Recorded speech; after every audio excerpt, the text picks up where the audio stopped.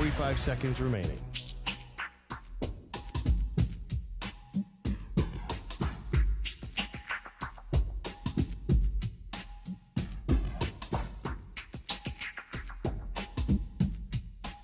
Seconds remaining.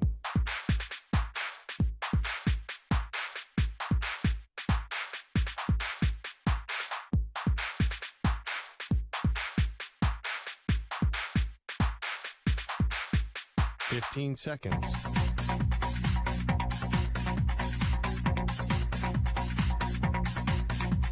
Break ends in 5 seconds.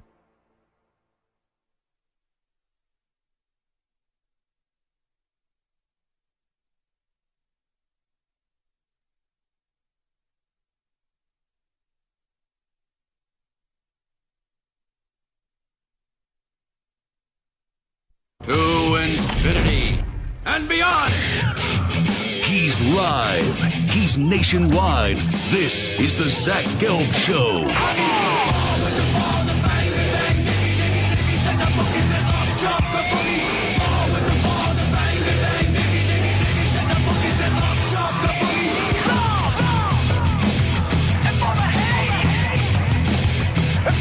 Here's your host, Zach Gelb.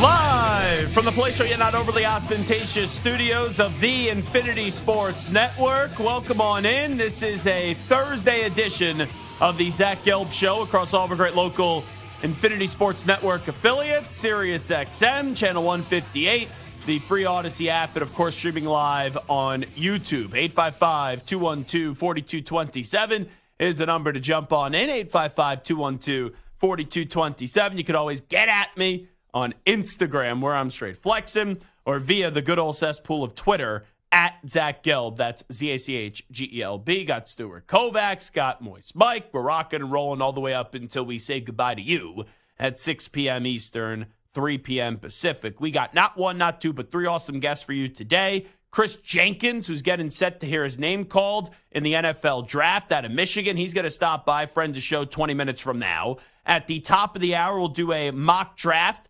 A week out from the draft, we'll do a little top 10 mock draft with Eric Eager, the VP of Sumer Sports. And then to wrap up the show in the final segment, or the final hour of the show, we'll be joined by former NBA and college basketball head coach and also player in Avery Johnson. So a whole lot to do today, but we start with some football.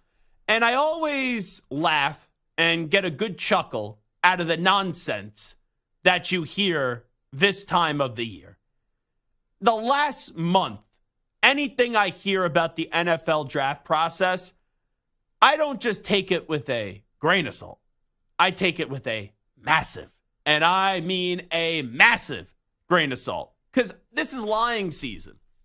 And you never know what information or what report or what speculation is being driven and the principle and the intent behind that information. Like, there is character assassination that is done by anonymous people through reporters and through sources and things like that to maybe try to damage a kid's reputation so he could fall like 6 or 7 picks in the draft. Now, that doesn't mean that everything that you hear isn't true. There are some things that are concerns about a player that end up being reality. But there's other times where we're trying to make something a big deal and it's not a big deal. Like, how about the cognitive 2 test of CJ Stroud? I think I got that right. It used to be the Wonderlic. Everyone was freaking out about his low score last year. And oh my goodness gracious, you can't draft C.J. Stroud. David Tepper doesn't want to draft him because of that reason. And C.J. Stroud ended up going second in the draft and had maybe the greatest rookie season I've ever seen from a NFL quarterback.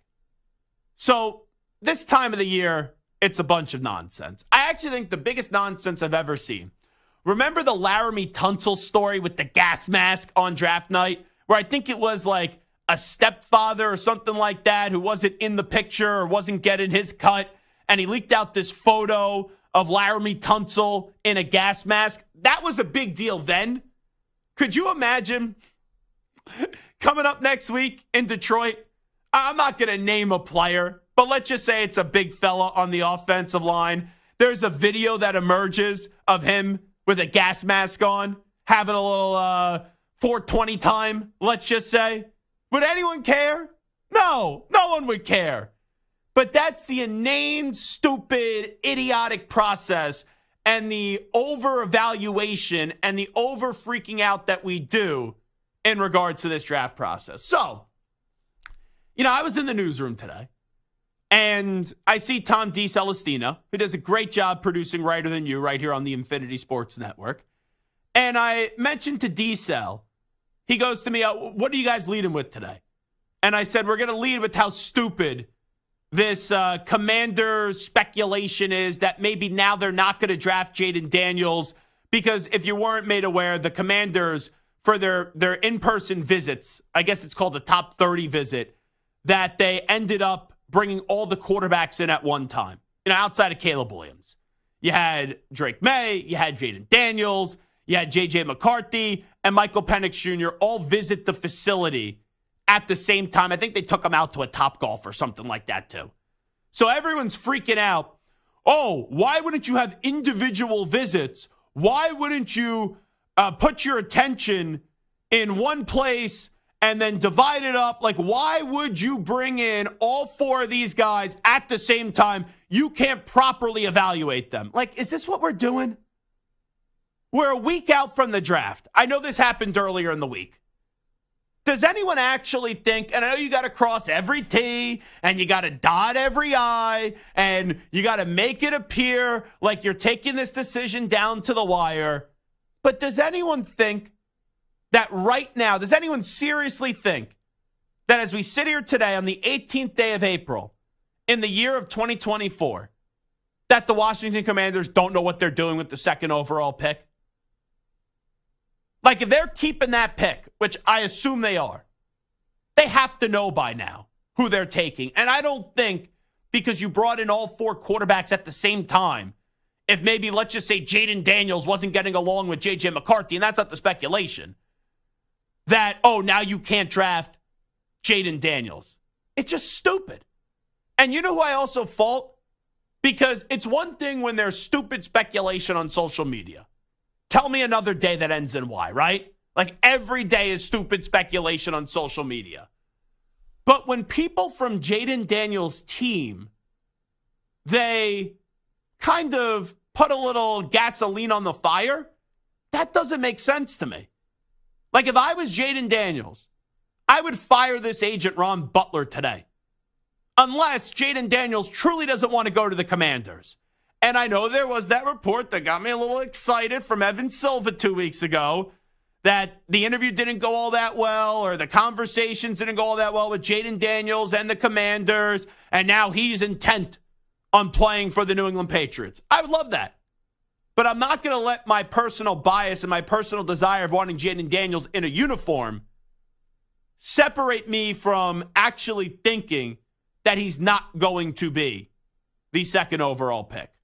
But what is the agent doing when Mike Florio, who I like, had a little commentary, how he was not a fan, and you're entitled to your opinion, even though I disagree with it, but he was not a fan, and he was bashing the Commanders for bringing in four quarterback prospects all at once rather than individually, and Florio said, why would you dilute your ability to get maximum time and just the opportunity to evaluate? You were trying to evaluate four guys at once. So Florio didn't like that.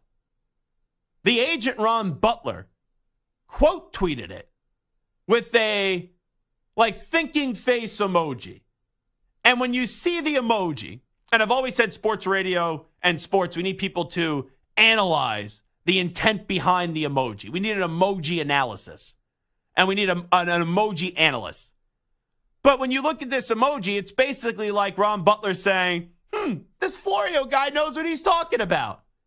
And then the speculation today, because you have this tweet from Ron Butler, the agent of Jayden Daniels, is, oh my God, does this mean that the Washington Commanders aren't going to take Jayden Daniels at 2? I get it, folks. I got to fill 3 hours each and every day. I don't personally find it difficult, but a lot of people that sit in front of a microphone do find it difficult to find a way to fill content for 3 or 4 hours. But if you are a talk show host today that is seriously considering that the Commanders are going to abandon their plan to draft Jayden Daniels, which has been the thought. Maybe it ends up being wrong. Maybe it was the entire time we were deceived. But the last 2 months, all we've heard is Drake May's stock is falling. And Jayden Daniels is going to be the second overall pick. And the two best quarterbacks in this draft, Caleb Williams 1 and Jayden Daniels 2. And now because they brought in Daniels, McCarthy, May, and Penix Jr.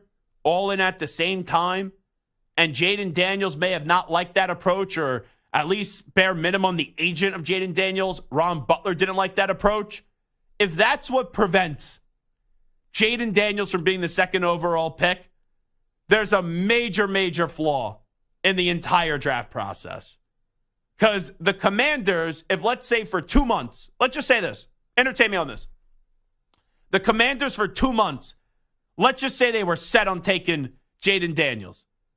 Because Jayden Daniels maybe didn't play nice at this meeting and Ron Butler didn't like the approach, you're going to risk not drafting this quarterback and maybe taking someone else that has lesser talent or has a lower ceiling because you guys had these 4 quarterbacks there at the same time and either Daniels didn't like it, the agent didn't like it, or both didn't like it.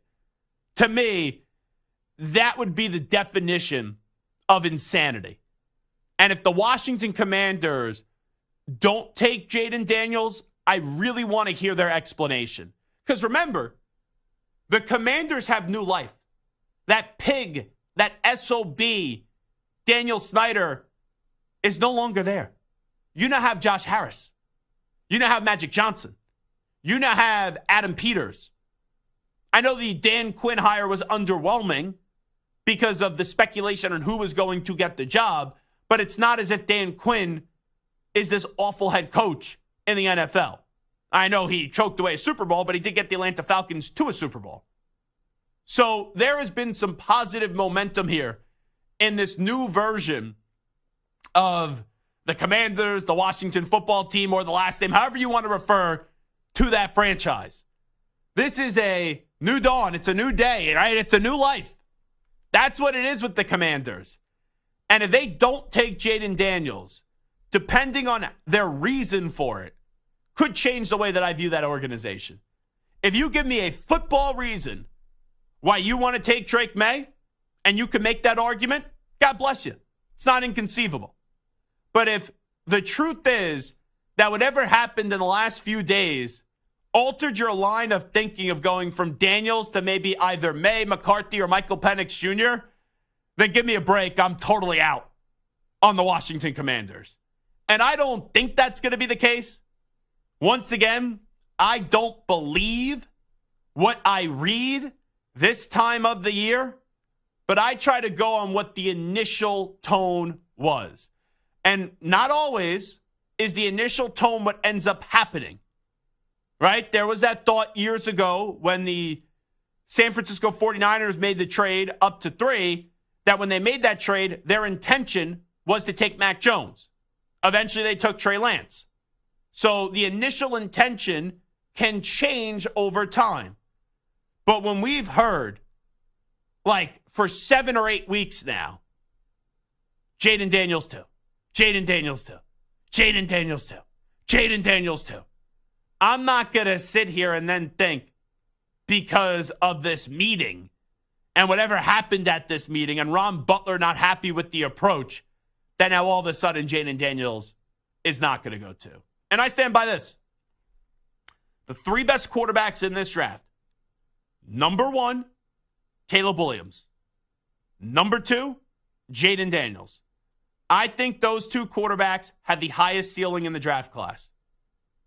And then number 3, it's Drake May. But Drake May comes at a big risk. So I'm still going to believe that Jayden Daniels is going to be the pick for the Washington Commanders in at 2 when the NFL draft does commence a week from now. 855-212-4227, 855-212-4227. Who are the Washington Commanders going to take with the second pick in the NFL draft? We'll take a timeout. When we come on back, Michigan defensive lineman, national champion, getting set to hear his name called maybe on Thursday. If not on Thursday, definitely on Friday. Friend to show, always love when he joins us. Kris Jenkins going to stop by on the other side. We have a very busy Thursday show. Kris Jenkins in this hour, Eric Eager in the next hour, and then the final hour of the show, we will talk to Avery Johnson. You're in a 5-minute break.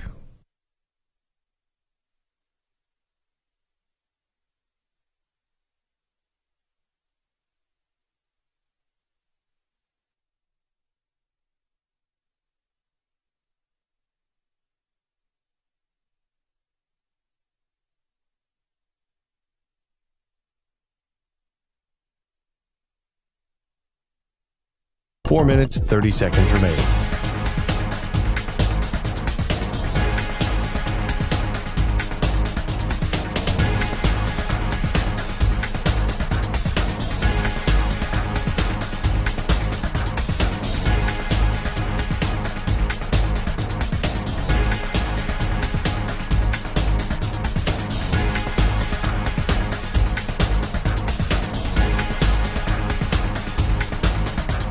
Four minutes remaining.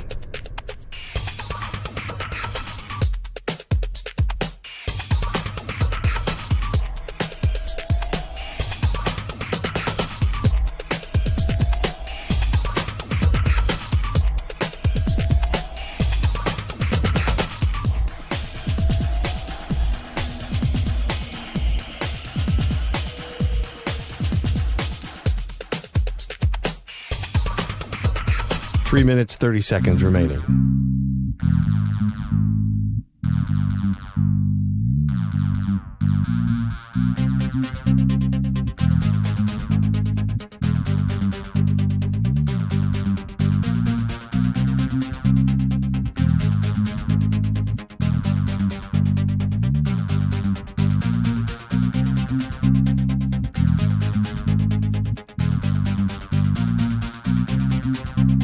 Three minutes remaining.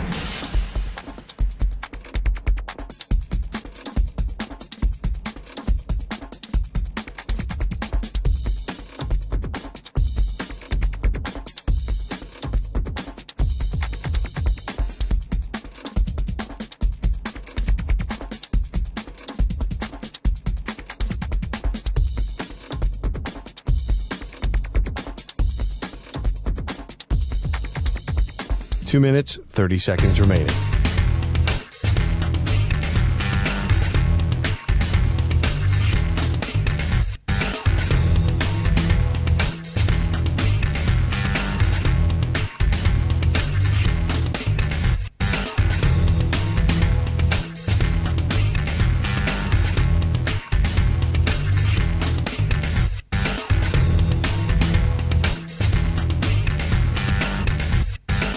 Two minutes remaining.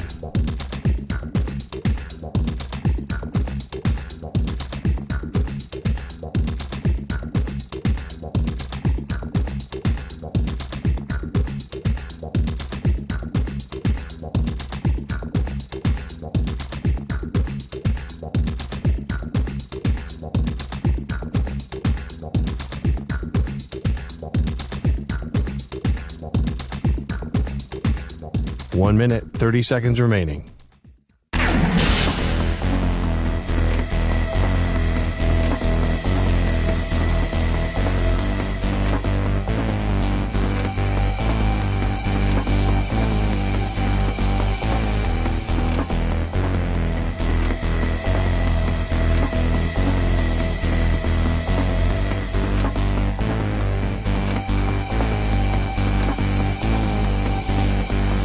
One minute remaining.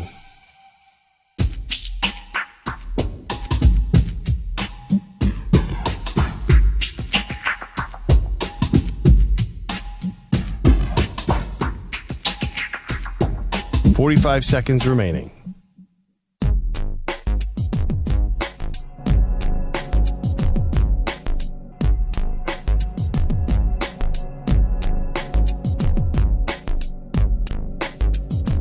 30 seconds remaining.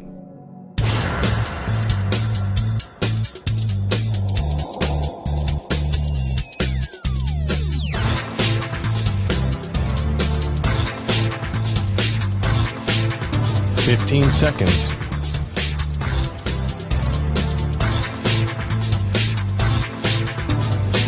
Break ends in 5 seconds.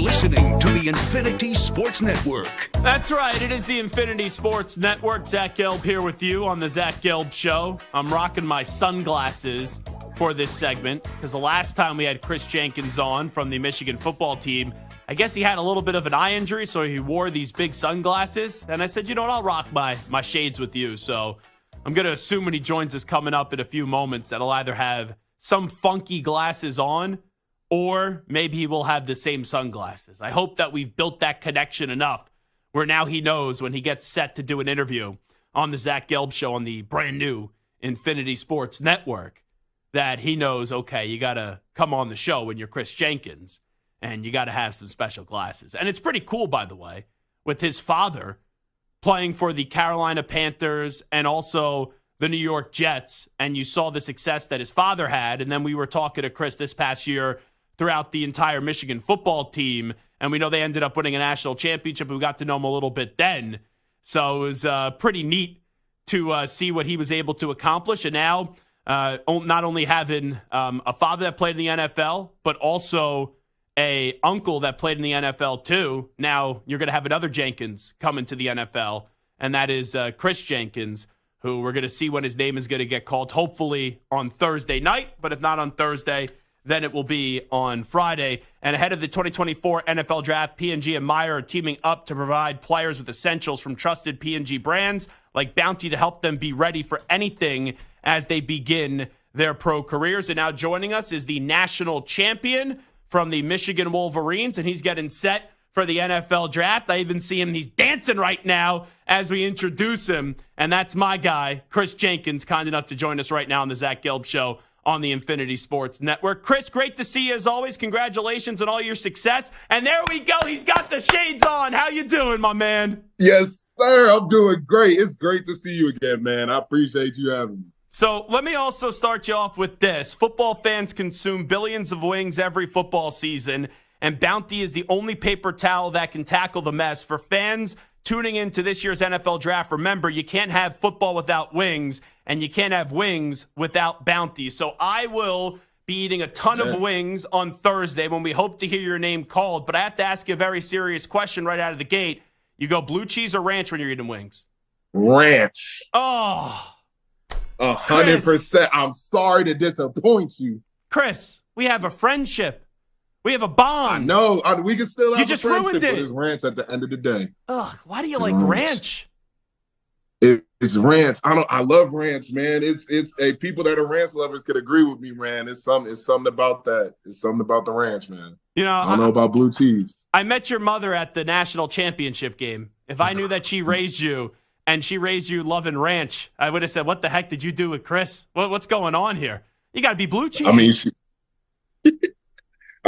She did. I mean, I'll still use blue cheese if I run out of ranch. Well, let's look back at the Michigan season. Clearly, it was awesome. It was unbelievable. You guys win the national championship. Now, I know you're getting ready for the draft, but when you look back at that chapter of your life, just what are the memories that still come back to mind? Really just all the work we put in. And Coach Harbaugh said it best. He said when the confetti was falling on the biggest stage, on that championship stage, he said every piece of confetti represents a moment. All the hard work you've done in, all the 220-pound med ball carries we did in the off season, the 6 a.m. workouts, spring ball practices, camp practices, all that work we put in to get to that moment, and it paid off. There's no better feeling than that. Yeah, it was absolutely awesome. And we know afterwards, right, you're getting ready for your NFL journey. Jim Harbaugh, there was all that speculation throughout the years that he was going to be leaving as well. He finally did so, leaving Michigan and taking the Chargers job. When you saw that news, just how did you kind of process that? Yes, sir. Well, to be honest with you, I wasn't too surprised because, let's be honest, I mean, he took care of business. He did his business. He brought the national championship trophy back to where it belongs. So for him moving on after, doing everything he could to put Michigan back on the map, he absolutely deserves it, man. And I'm excited for him. And I'm excited for Coach Moore, who's now going to be leading the team. Yeah, what do you think Sharon Moore is going to bring to this team? I know we got to see him a little bit taken over through some of the suspensions, but him as the new head coach of Michigan, what is that going to be for this next chapter of Wolverines football? Oh, he's going to bring that passion, man, the enthusiasm unknown to mankind that Coach Harbaugh talked about so many times. He has that passion, that love for the game. Like you said, that smash mentality that he talks about all the time from the front line, the O-line, the D-line. He's going to bring that physical, smash mouth, old school football. And I'm excited to see them go, especially this Saturday. Talking to Kris Jenkins right now. Okay. How about the Chargers? I have a feeling there's going to be a lot of Michigan guys that get drafted by the Chargers with the Harbaugh connection. Is that something you thought about, what it would be like to play for Coach Harbaugh in the NFL? Yes, sir. And I'll be honest with you. At the end of the day, I would be honored. I'm going to be excited wherever I go. I can't wait. But it would be sick to run it back again at the next level. It would be sick. I can't lie to you. So let's pretend I'm a GM and I'm debating on if I'm going to select you or not. Why should I take Kris Jenkins with the first-round pick? Because I'm going to get whatever you need from me, 110%, I'm going to give it to you. And I'm going to be honest with you. I don't toot my own horn too much, but Coach Harbaugh gave me enthusiasm unknown to mankind for a reason. And I'm just happy to be a part of this moment, have these opportunities. If we doing conditioning, I'm going to be hyped up to roll. We working in the weight room, I'm hyped up to roll. Anything to be better, to get to that Super Bowl stage, to be an incredible breaking player, to be a gritty trench player, whatever you need me to do, wherever you need me to play at, I'm going to do it, no questions asked, and I'm going to do it with a smile on my face. And you come from a football family. Everyone knows who your father is. Your uncle also had some success in the NFL as well. How beneficial have your dad and your uncle been through this process and really kind of just developing you to the football player that you are today? Oh, they've been amazing, especially with my mental. Because, I already got the incredible genes from them, that athleticism from them, that strength from them. But at the end of the day, it's really that type of mentality that allows you to be a great player at the next level. And, all the guys are talented at that stage, but they know what it really takes, the type of mentality that you got to have to not only play there, but be a great there, to have a long-standing career. So they've done nothing but challenge my mental, competing, and really just allowing me to be the type of man that I am today. So I love him and thank him for that. By the way, what has your training been like recently? Because you always look good with the sunglasses on. I know you got a little bit of a haircut, but you're looking a little bit leaner these days. What has the training been like? I'm recognizing this. Yes, sir. Now it's been a lot of body training, a lot of strength training, a lot of conditioning. Because when we start, it's going to be rookie training camp, and we got to go, we got to roll, we got to move. So whatever I can to be at the best physical shape I could be. Right now I'm at 308 right now. I'm a little chunkier than usual. I mean, shoot, the hoodie's kind of hiding it a little bit, but whatever I got to do to be at the peak physical standpoint on day one, I'm doing it right now. Let me talk about your old quarterback and JJ McCarthy. He keeps on rising up the draft boards. For people that are maybe doubting JJ and they're saying, oh, I don't really see what others are saying about JJ McCarthy, what do you say about your former quarterback? And I'm going to take off the shades for this one real quick because we getting serious. What you about to get out of JJ, a top 5 pick, really a top 3 pick, you about to get the best out of that man. What really separates him from some of the great quarterbacks you see in college and what's going to separate him in the league is his work ethic, man. Not only does he have the athleticism, the talent to escape, to be accurate, to throw the deep ball, but he has that character, that leadership that other players feed on. And he's going to lead his team. He's going to do anything possible to get better every single day and to set his teammates in the best possible position. So he's really a guy that's fully about the team 110% every single day. And he will do whatever you need him to do.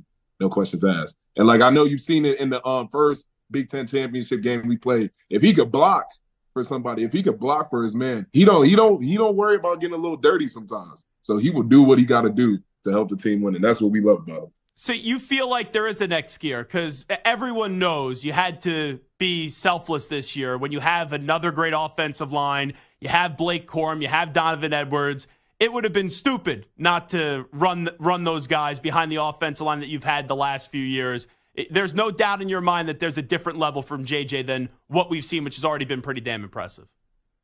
Oh, absolutely. And he's really going to continue to show that at the next level. He got a chip on his shoulder, and he can't wait to show the world, really how well he could turn up, everybody that's down him. So I'm excited to see that come into play, and he's going to do great things, man. All righty, Kris, I know you're doing some great work today with P&G and Meyer. Tell me what we got cooking today with also Bounty as well. Yes, sir. Well, I'm partnering with PG and Meyer, like you said, to be ready for anything. And, so being in a new city, a new career, on a new team, new teammates, they're really getting me set up to be ready for anything in the best possible way. So shout out to P&G and Meyer for that. And also being with Bounty, because like you said, we eating wings every single football Sunday. On the draft day especially, we definitely eating them wings. So like you said best, can't have football without wings, and you can't have wings without Bounty. And they call it Bounty for a reason. What are you doing, just wondering, for the actual draft? How are you spending the draft? Oh, yeah, we're going to spend it with my family. We're going to spend it over in Belleville, about like 20 minutes down the road from Detroit. And like I said, we're about to have a good old family barbecue. Everybody's going to pull up. I don't know if I'm wearing a suit because, like I said, I'm going to get a little messy. That's what we got the Bounty for. But, we're really it's about to be good old trash talk, love, family environment, a bunch of food. And we're about to have a great time. And I know that there's going to be so much emotion. This will be the last thing that I ask you. And I saw kind of the family emotion that you guys shared when I was on the field, when you guys won the national championship. And that was cool to see it kind of behind the scenes. But you wear your emotions on your sleeve. You're always fun to talk to. What do you think you're going to be feeling, whoever the phone call comes from, when you find out on Thursday, Friday, whatever it is, that, okay, this dream that you had is now a reality and you're going to be an NFL player when you get that call? Oh, it's going to be nothing but that type of energy that I got now times 10. And the second I get my name called, my number called, I'm going to be nothing but hype, on life for, however long. You might see a couple tears or two come down, but at the end of the day, those are tears of joy because since a kid, I dreamed of this moment, and we are a week away from this moment coming into fruition. So I just can't wait, man. A lot of sleepless nights. So I'm really excited for it. Well, congrats to you. So happy for you and your family. Keep on kicking ass, and we'll talk to you when you're an NFL player in a week, all right? Oh, yes, sir. We'll do. Absolutely. And stay cool, man. I appreciate you having me. You got it. Anytime. There he is, Kris Jenkins. I love whenever we talk to him. I get to wear my sunglasses as well, and no one has any clue where the heck that I'm looking at when I got these shades on. I think I'm going to rock these shades more often now, because then I could give like Samter maybe a dirty look, and he has no clue that I'm thinking all these bad things about Samter whenever he annoys me on the radio show, Samter. I think I rock the shades. I think I pull the Kris Jenkins now moving forward, even though as much as I love Kris Jenkins, and Kris Jenkins is like a 10 out of 10 dude, awesome guy, great personality, great football player. The ranch broke my heart. My heart. I mean, I will say this. I'm a ranch guy, so Kris Jenkins just went from like a 10 to an 11.5 in my book. Yeah. And listen, I'll also say this. There's some guys who can pull off the shades indoors. Kris Jenkins can pull them off. You're he can pull them iffy. off anywhere. You're iffy. Oh, that's not nice. I mean, you that's don't look not terrible, nice. but I just don't know if you're one of those guys who can rock them indoors. It's all right. It's okay. I listen to CJ. Whoop-dee with the blue cheese. That's always my big song, and I love blue cheese as well. We'll take a timeout. Zach Gelb Show on the Infinity Sports Network. Update time. Here he is, Patty Boyle. Infinity Sports Network. Sports Flash. All right, Zach, we're sponsored by Progressive Insurance. Drivers who switch and save with Progressive save nearly $750 on average. Call or click today and find out if we can save you hundreds on your car insurance. Jack Leiter made his big league debut today for the Rangers in Detroit, and the Tigers gave him a rude awakening to the majors. Leiter, the son of two-time All-Star and two-time World Series champion Al Leiter, was the number 2 overall pick out of Vanderbilt in 2021. Jack didn't make it out of the fourth inning, allowing 7 earned runs on 8 hits and 3 walks, while striking out 3. Right now, that game's still going on. Rangers and Tigers 7 apiece in the top of the 8th. Elsewhere, 2 runs in the first inning stood up for the Rays. They hold on to beat the Angels 2-1 at the Trop, and right now in the bottom of the 6th at Fenway, Guardians lead the Red Sox 5-4. Final day of the NHL regular season is upon us. All 16 teams are set for the playoffs, but 2 seeds still to be determined. The LA Kings Currently 1 point behind the Vegas Golden Knights in the Pacific Division. The Kings could knock the Golden Knights into a wild card spot if they win, and the Golden Knights fail to win tonight. Finally, WNBA number 1 pick Caitlin Clark is nearing a monumental 8-figure endorsement deal with Nike that would include her own signature shoe. I'm Pat Boyle. Hey, like us on Facebook. Our handle is INF Sportsnet. That's INF Sportsnet for our Facebook page. This is the Infinity Sports Network.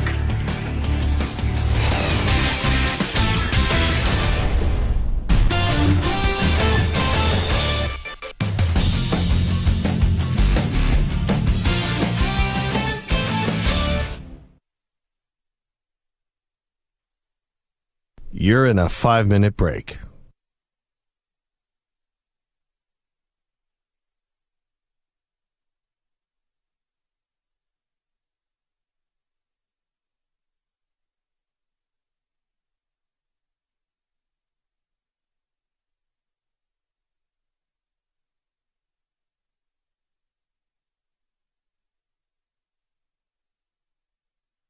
Four minutes, 30 seconds remaining.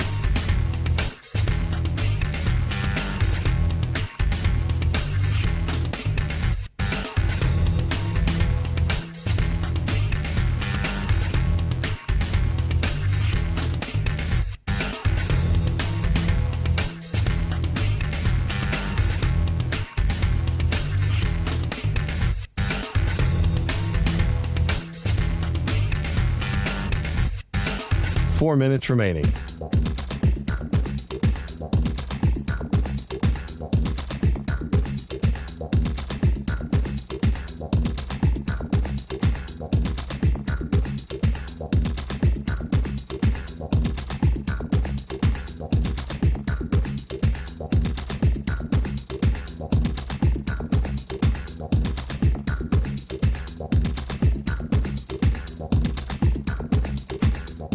Three minutes, 30 seconds remaining.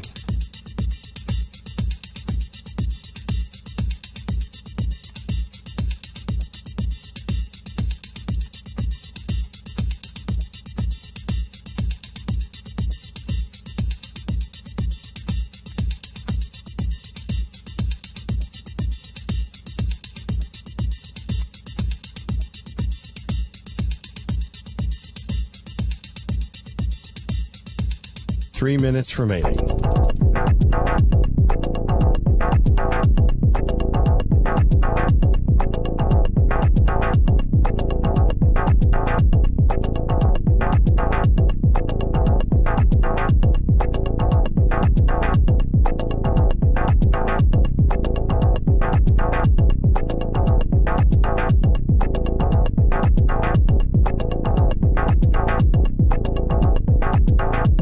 Two minutes, 30 seconds remaining.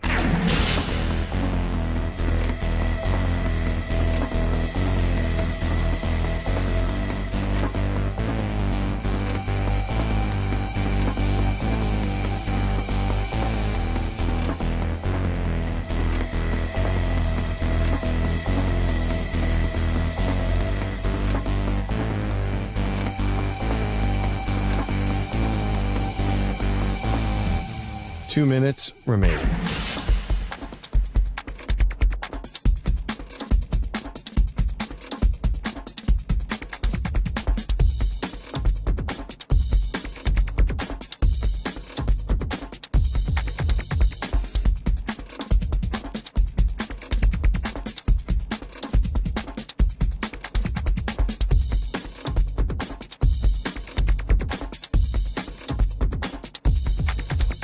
One minute, 30 seconds remaining.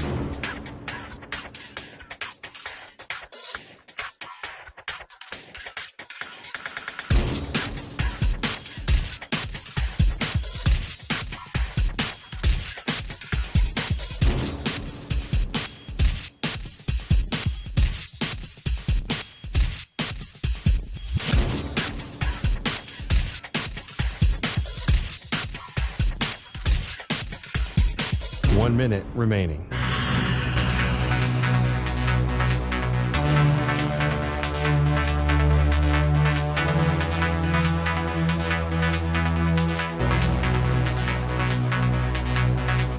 45 seconds remaining.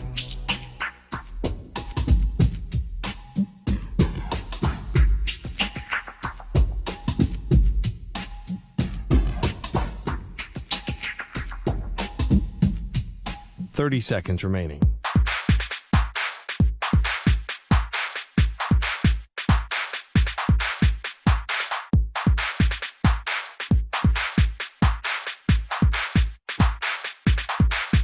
Fifteen seconds.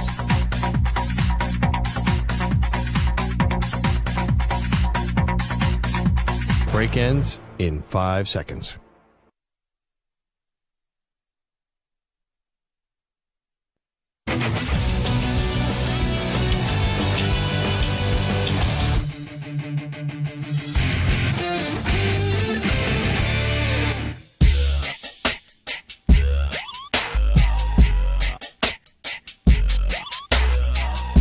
You're listening to the Infinity Sports Network. This portion of the show is sponsored by the new Hyundai Tucson, available with complimentary class-leading Blue Link Plus. Now it's easy to use your phone to control your Tucson. Our buddy Sully texted us, and I always love Sully. But every time Sully now texts me, I hate Sully. And here's why. Because every time Sully texts me, I think about the veal parmesan that we had when he took us to that great restaurant, Piero's. And now every time Sully texts me, I get hungry. And I think about that veal parm. And I know that I would have to get on a plane right now to get that veal parm.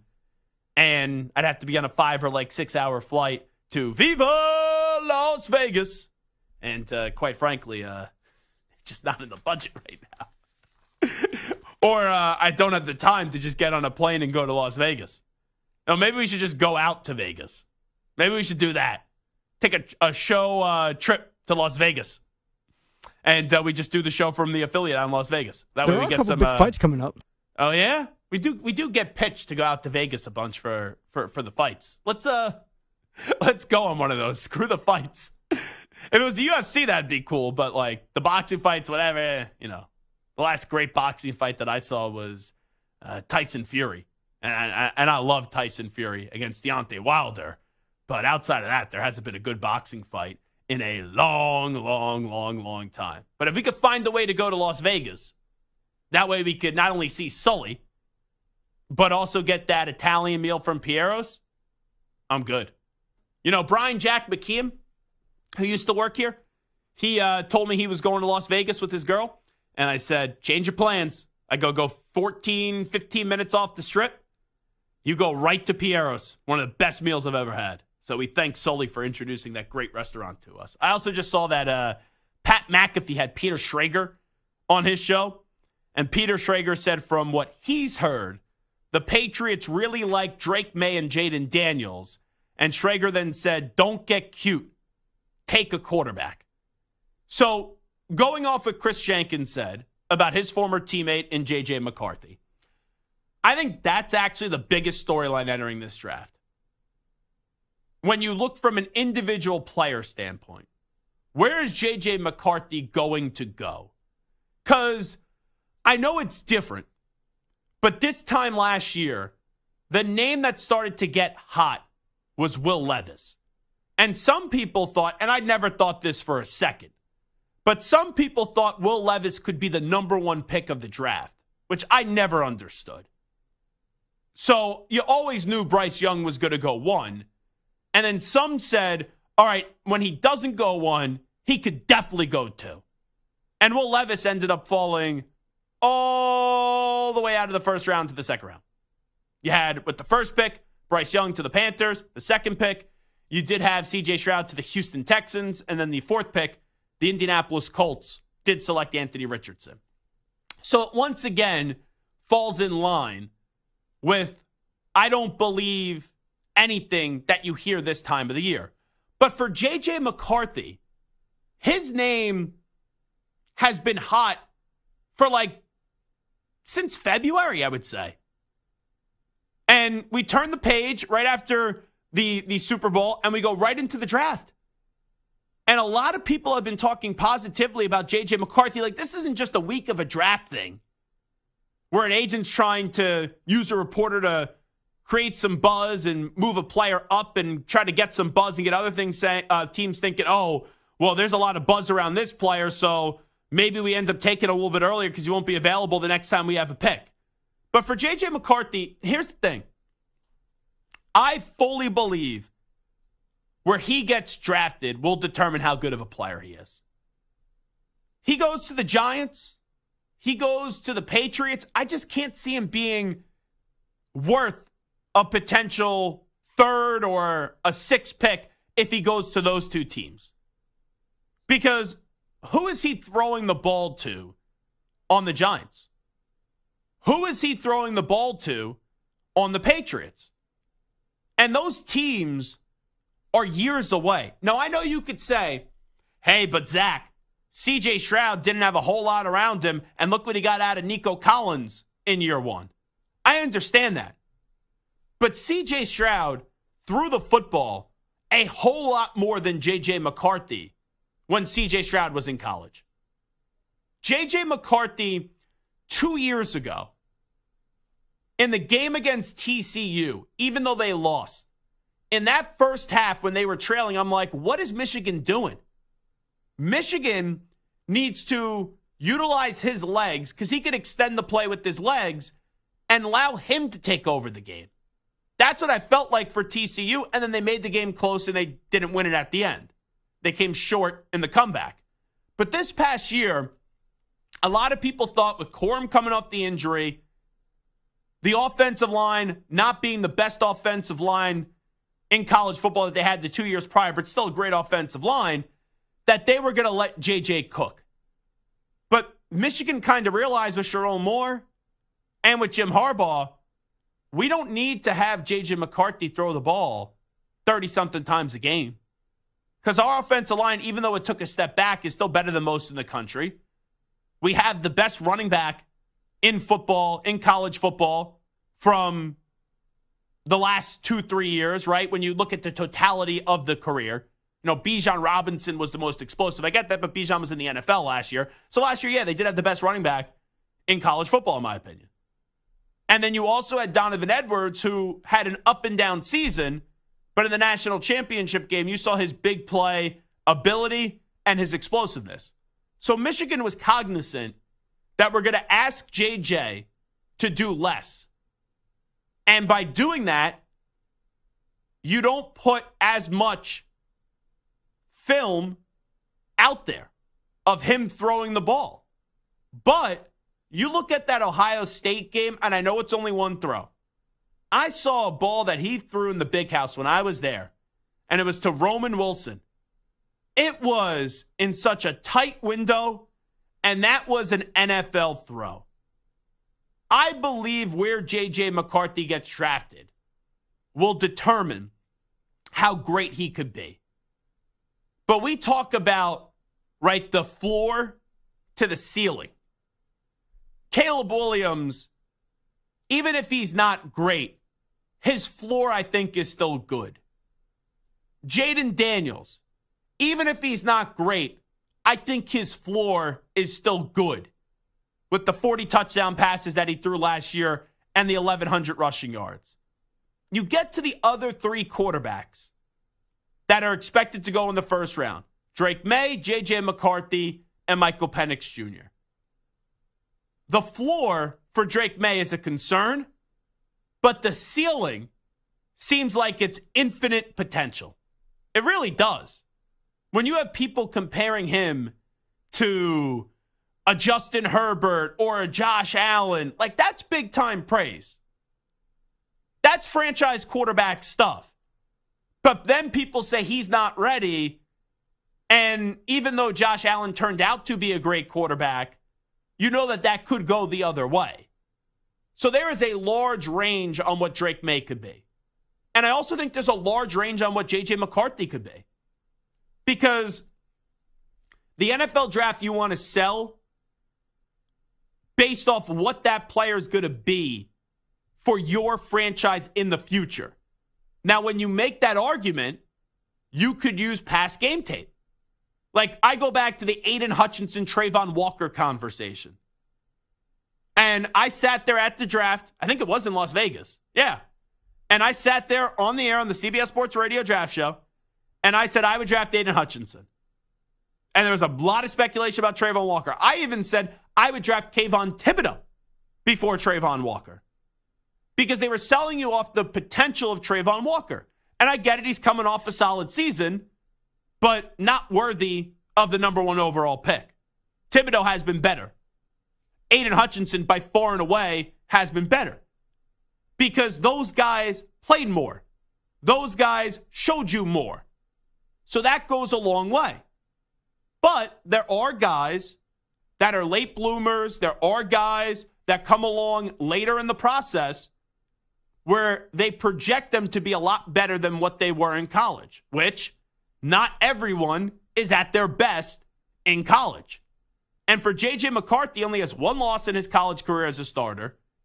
He has mobility, but there is that concern. He didn't throw the ball as much as you would expect a franchise quarterback to throw the ball in college. So you are trying to say in the NFL, when given more of an opportunity, he'll go on to stardom. And I don't know if the ceiling of JJ is great. But can he be very good in a place like Minnesota? Absolutely. You put him with the Vikings, with Justin Jefferson and Jordan Addison, I think he could be a really good quarterback. Even if he was drafted by Stu's Raiders, and I know Stu wouldn't like it, you put him with Devontae Adams, he can make that work. But he goes to the Giants, he goes to the Patriots. You're asking someone who managed the game at Michigan to then be the focal point of the offense. And maybe one day he can be that guy. But when you're starting off the first year or 2 or 3, I believe the surrounding is going to be the most important part. Michael Penix Jr., just to wrap this up, when you look at the floor to the ceiling, just because we did it for the other guys, what concerns me with him, and I think just like JJ, and Penix Jr. had a lot more throws, right, in college. What concerns me with him, the injury past, and yeah, the wide receivers are pretty damn good at Washington, Rome Odunze being one of them. The deep ball accuracy, he is as good of a deep ball thrower as you could see from a college prospect. Like, that's how good his pinpoint accuracy is, throwing the ball deep from the pocket. But the underneath throws, the shorter throws, it seems like there's an accuracy issue. So I do think there's a large range from the floor to the ceiling. So I rank these guys: 1, Caleb Williams; 2, Jayden Daniels; 3, Drake May. I do put Michael Penix 4, and then JJ McCarthy 5. But I do think McCarthy would get drafted before Michael Penix Jr. I think McCarthy will not be on the board past 6. So if you kind of think about this, Williams goes 1. I'm still thinking Daniels goes 2. 3, 4, 5, and 6. Who's the team that takes McCarthy? You know that I don't think the Patriots would do it. At 4, the Cardinals would have to trade the pick. The Chargers, they would trade the pick, and maybe Harbaugh helps out a team that wants McCarthy and gets McCarthy the 5th overall pick and trades the pick. And then if he's still there at 6, I think the Giants do take him with the 6th overall pick. So where JJ McCarthy's going, where the hype is, for me, is the biggest storyline of this draft when you talk about individual players. Samter, how about you? What's your biggest individual player storyline for this draft? I still think it's Caleb Williams. I mean, I know maybe we're a little bit like Caleb Williams fatigue. No, we all know he's going 1. Yeah, but so are we talking about like the storyline of like what's going to happen on draft day? Yeah, on draft night. Mm-hmm. Yeah, then for me, I think it's the Minnesota Vikings. Because the Vikings, I think, hold the key to what's happening in this draft. Because I think the Commanders are staying put at 2. Mm-hmm. Whoever they're going to pick, whether it's Daniels, May, or JJ or whatever, they're going to be there at 2. What happens at 3 or 4 is going to be dependent on the Vikings, right? If the Patriots are saying that they're potentially looking to move up and down, open for business, the Vikings could go to 3. They can go to 4, right? if the Cardinals stayed 4, then that fourth quarterback falls back if the Vikings move up. So I think the Vikings are the key to this draft because whatever they do, it's going to involve 2 first-round picks and a pick next year for them to move up, and that's going to dictate the entire draft. Because could you imagine if Marvin Harrison Jr. goes 5th to the Chargers, and then you have Justin Herbert and Marvin Harrison Jr.? Pretty damn good. That's pretty amazing. And we've all said this, and we've talked about this. Without the quarterbacks, Marvin Harrison Jr. is probably the most intriguing, talented player in this entire draft. So I think that the Vikings are the ones that really have the biggest storyline tonight. Stu, 10 seconds. What's your biggest individual storyline? 100% agree with Mike. It's the Vikings. That's what I'm most intrigued by far. Look at that. So team-wise, I agree. It is the Vikings. Individual player-wise, I think it's JJ McCarthy. And guess what? I know what's going to happen here. JJ's going to be on the Minnesota Vikings. They're going to trade up, and they're going to get JJ McCarthy. Eric Eager joins us next, and this is Zach Gelb Show on the Infinity Sports Network.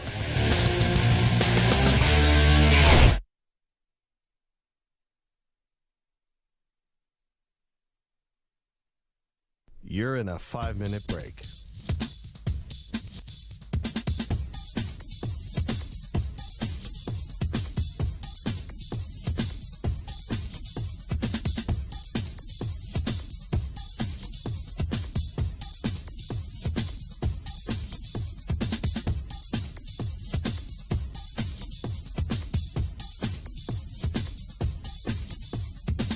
Four minutes, 30 seconds remaining.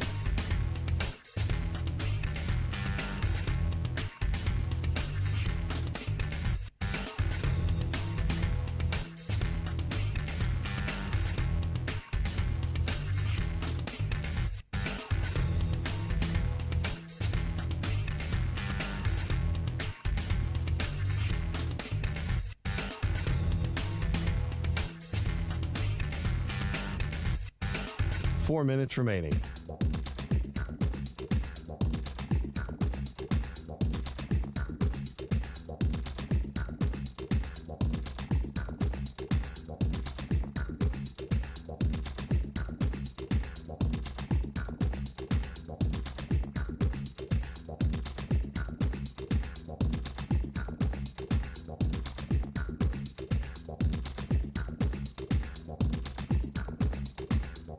Three minutes, 30 seconds remaining.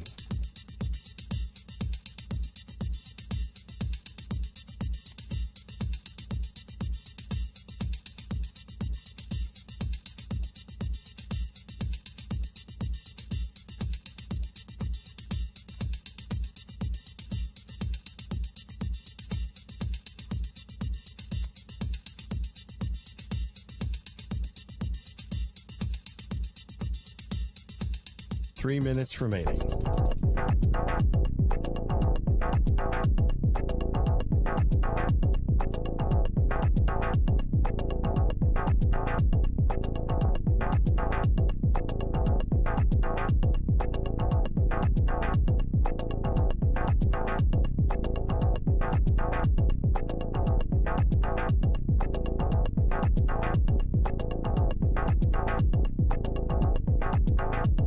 Two minutes, 30 seconds remaining.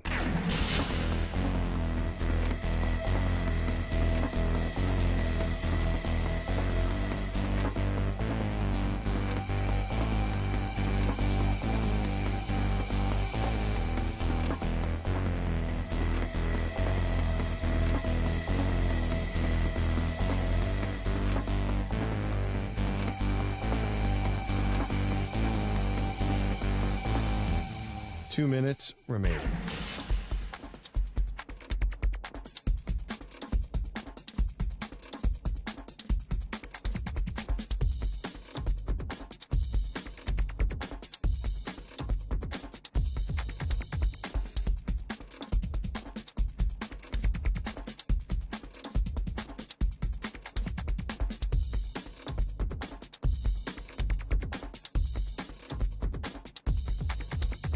One minute, 30 seconds remaining.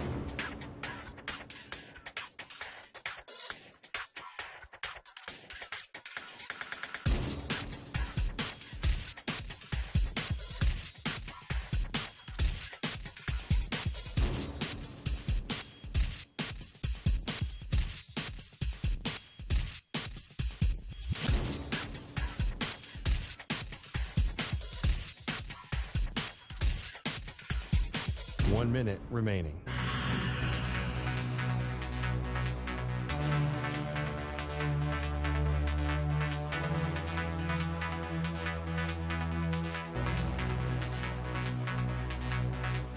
Forty-five seconds remaining.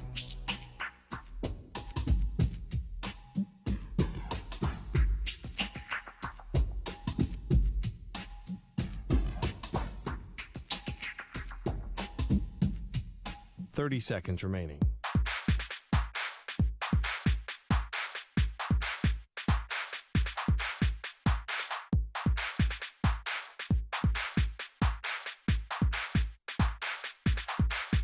Fifteen seconds.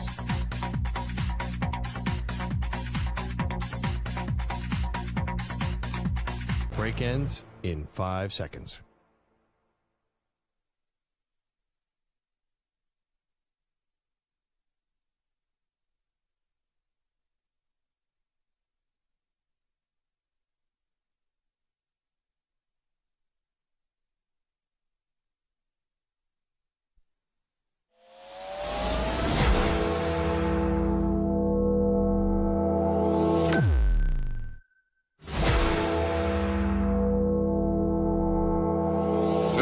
Infinity and beyond. He's live. He's nationwide. This is the Zach Gelb Show. Alrighty, a week away from the NFL draft. It is almost here. That's right. It is the Zach Gelb Show on the Infinity Sports Network. So a week out from the draft, we're going to bring on our pal Eric Eager. He's the VP of Sumer Sports. Make sure you give him a listen, as he's the co-host of the Sumer Sports Draft Show on Sirius XM. And we got to do a little Zach Gelb Show with Eric Eager, top 10 mock draft. Eric, as always, thanks so much for the time. How you been, my man? Zach, I'm doing great. It's fun to be on with you. This is my favorite time of the football year. Hope springs eternal for all 32 teams. Well, until your team messes something up on draft night, and then you have a fan base that's angry, and then everyone thinks their franchise is over. Like, I'm very concerned. We'll talk about what my team's going to do at 3. I am used to being in the penthouse, and now my football fandom is in the outhouse. I know no one has sympathy for me with 6 Super Bowl rings, but I am in just like a mental kind of pretzel in these like newfound emotions on just what the heck my team is going to do with the 3rd overall pick. But that's a me problem, not a you problem. We'll go through this exercise, and we'll see how this does play on out. Number 1 pick, Eric Eager has the Chicago Bears. You'll take the odds, I'll take the evens. Let me see what you're going to do here. It's Caleb Williams. I think it will be Caleb Williams. It should be Caleb Williams. Now, here's the thing that I'll just say, because I remember you were on and you said with us that if you were kind of running the war room, you would maybe trade back to 2, get a bunch of picks, and then draft a quarterback at 2 because you don't think there's a difference, a great difference between Caleb Williams and Jayden Daniels. Now, I think that when you said that, it was like, I don't know, a month and a half ago. Do you still feel that way as we gear up for the NFL draft next week? Well, I think if I had to do that, I would do it for Drake May. But like my issue is that I think Drake May is actually the 3rd preferred guy. And I kind of respect the market, if that makes sense. I think that the draft sequence has signal in it. And if they're telling me that Jayden Daniels is the 2nd best guy, and if I'm trading back to 2 for the 3rd best guy, then maybe I'm just not convicted enough anymore. But I would consider it. Like if a team, like the Commanders gave me a Godfather offer for the 1st pick and I got Drake May instead, and I'm Chicago, like I would certainly consider it. I just think given all that Chicago's done since the last time we talked, right? They got Keenan Allen into the fold. They've been able to kind of, they got that 9th pick, which looks like it's going to be a premium player as well, as we'll talk about later in this one. I just think Caleb Williams here is probably fine. And I'm not going to sort of like get cute with it and try to get back to 2 and take May and build a bigger war chest. Do you have Daniels as your 3rd rated quarterback? Then if you're going Williams 1 and you have Drake May 2, is Daniels then 3? He is. I think McCarthy's a ways away from the top 3, even though I think McCarthy's a first-round pick. I don't think he's a top 3 pick. Gotcha. Eric Eager here with us. Then let me just one more follow-up before I get to my pick with the Commanders, and we're going to disagree, but I'm just curious, why do you like Drake May over Jayden Daniels? What's the differentiating factors here for you? I think that, well, so Daniels has like that high pressure to sack ratio that everybody's been talking about, and I think you can win with it, obviously, and Randall Cunningham won with a high, taking a lot of sacks, but there was always like something missing from his offenses. And back then, people didn't really appreciate how much those negative plays hurt offenses. And now we kind of do. And, Justin Fields came out of Ohio State and was like a really accurate passer coming out, but he had those issues, hanging on the ball a long time and taking a lot of sacks. And so when I think about Daniels versus May, I think about the pressure to sack ratio. He's not going to be quite as athletic relative to NFL players as he was to college players. So he's not going to be able to escape as well.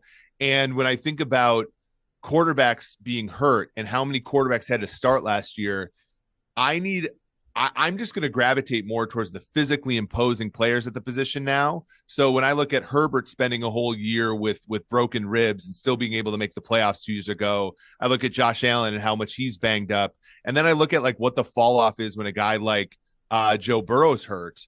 And I'm like, Joe Burrow's a top 5 guy, but what differentiates him for me from a guy like Josh Allen is that physical imposingness of his body. And I think Drake May, of those 2 guys, is the most physically imposing prototypical quarterback in this draft. And so if I have to break a tie between 2 players, I'm going to look towards that kind of player. Eric Eager here with us. So he takes, to no surprise with the Bears, Caleb Williams going 1. For the Commanders at 2, even though I respect Eric Eager's opinion and all of his rankings and his analysis, I just feel like it's going to be Jayden Daniels. And personally, I think Jayden Daniels is the better quarterback. The thing that concerns me with May is everyone's selling me on the potential, and a lot of people think he's going to have to sit year 1. I understand what you just said about Daniels, but I think that dual threat ability and the 1,100 rushing yards with the 40 passing touchdowns, I just think there's a higher ceiling for Jayden Daniels than Drake May. So 2 picks in the books. Bears take Caleb Williams. Commanders, I have them going with Jayden Daniels. Then we put my team, the Patriots, on the clock. Eric Eager, who do you have the Patriots taking here and why? And I think I know where you're going to go. Actually, so here's a question I have for you, Zach, because obviously you're very sharp and you understand your favorite team better than anybody, I would imagine. How much Bill Belichick still had it, didn't he, from a defensive standpoint? Mm-hmm. Correct? Yes. So he still had it from a defensive standpoint. Offensively, a disaster. The day he said Matt Patricia and Joe Judge are basically going to be running the offense 2 years ago, I'm like, this offense sucks.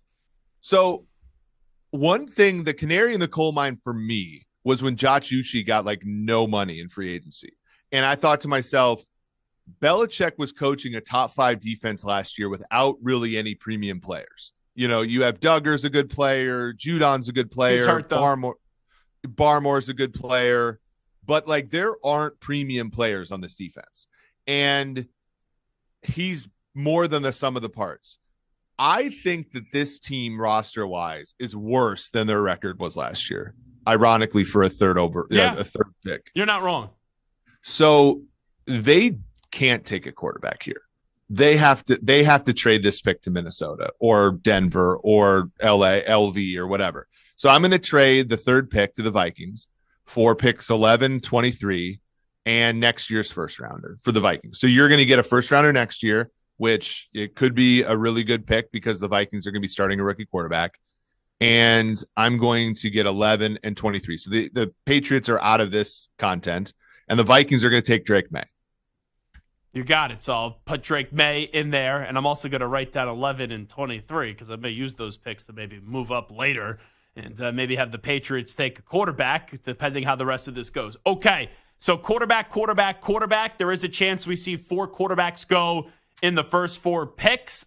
We just had the trade with the Vikings. McCarthy still available. Michael Penix Jr. still available. I believe in this scenario, the Cardinals stay home. They already paid Kyler Murray. I know Monty Ossenfort.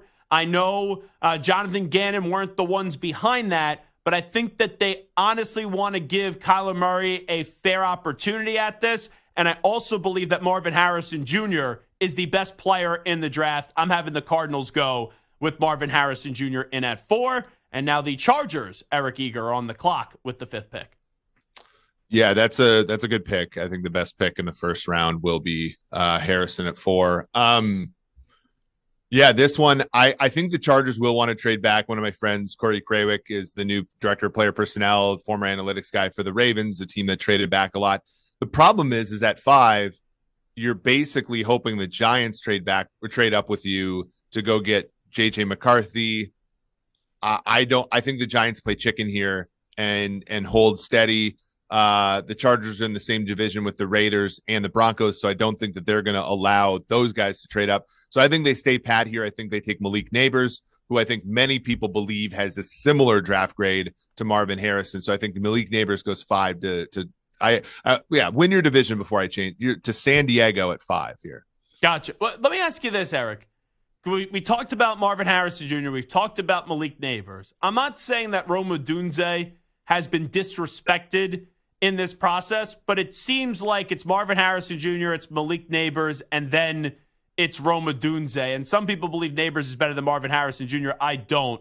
How far is it from whoever you make one between Marvin Harrison Jr., Neighbors, and then Odunze when you just look at what their careers could project to be? I think both. So in our Sumer Sports draft guide, which you can get at sumersports.com, we have Harrison projected at 1,000 yards in year 1. We have Neighbors around 850, and I think at Odunze we have like around 700, 750. Don't quote me on that. Like it's a drop off, but it's not significant. I think Rome Odunze is a very good kind of like. I would say if you're thinking about like draft prospects, think about AJ Green, Julio Jones, and then think about like Mike Evans, right? Like Mike Evans is a phenomenal NFL wide receiver, but from a peak perspective, Julio Jones, AJ Green, better players, right?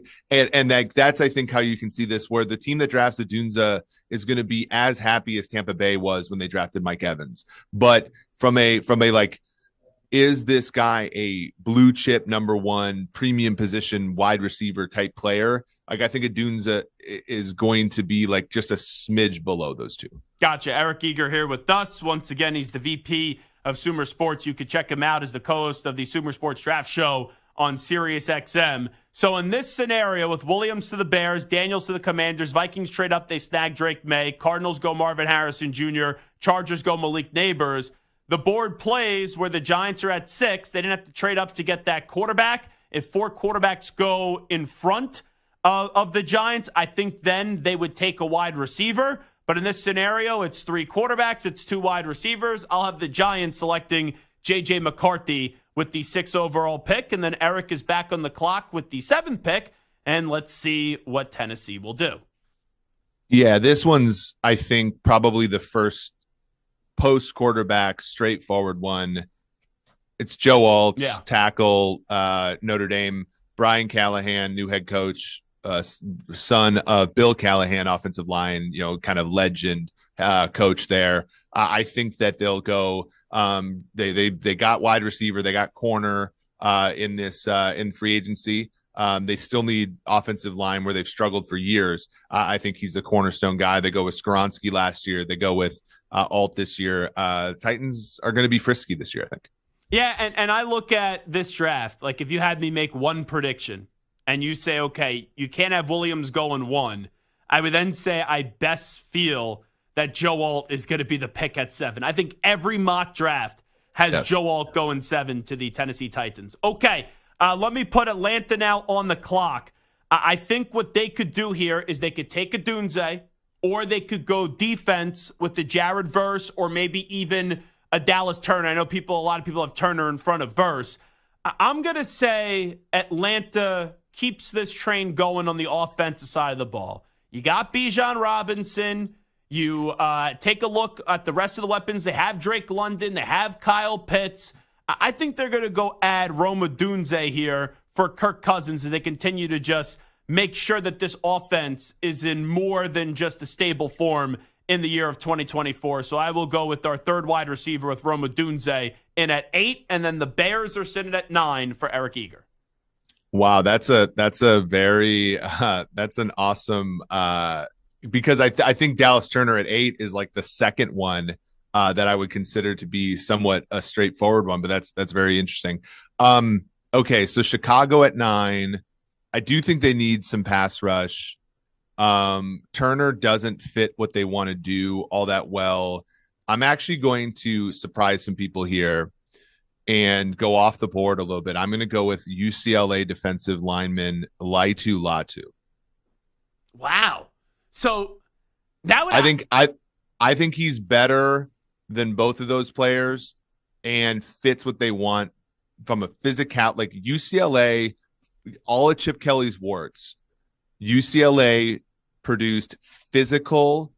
Like I think about, Matt Eberflus, Indianapolis, think of DeForest Buckner. Think about a bit like I used to live in Cincinnati. I went to a lot of like Colts games, like 2 hours away. You stand next to, I'm 6'3", like 230, right? I stand next to DeForest Buckner. I feel like less of a man, right? Like he's just a big physical human being.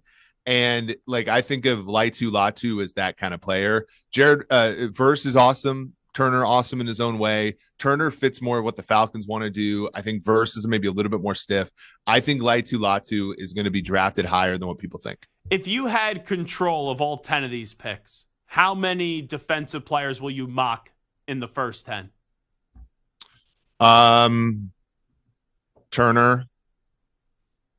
Just one. Just one.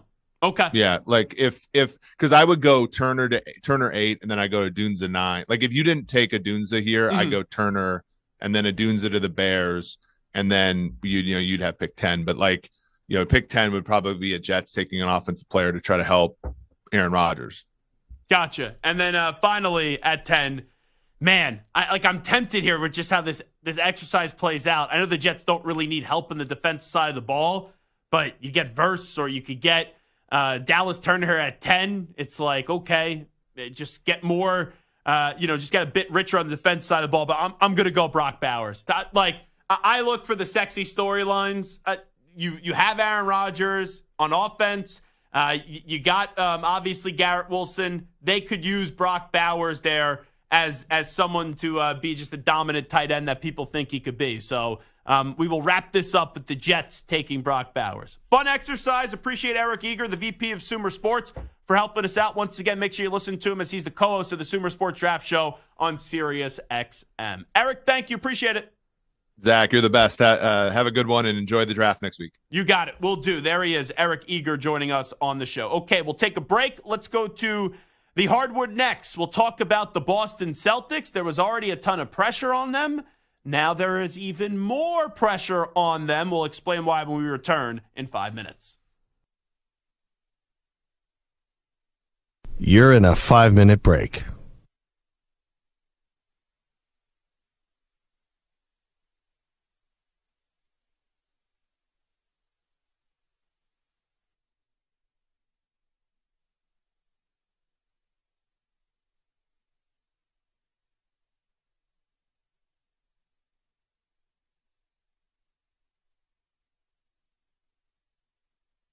Four minutes, 30 seconds remaining.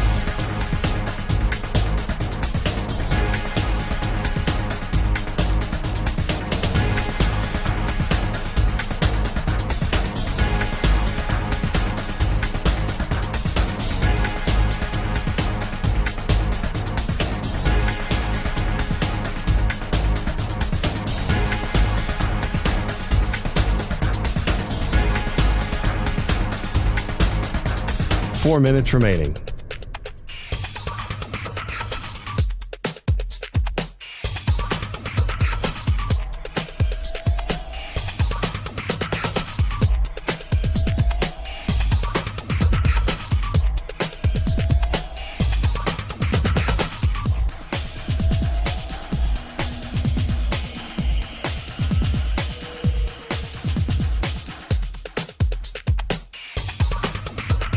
Three minutes, 30 seconds remaining.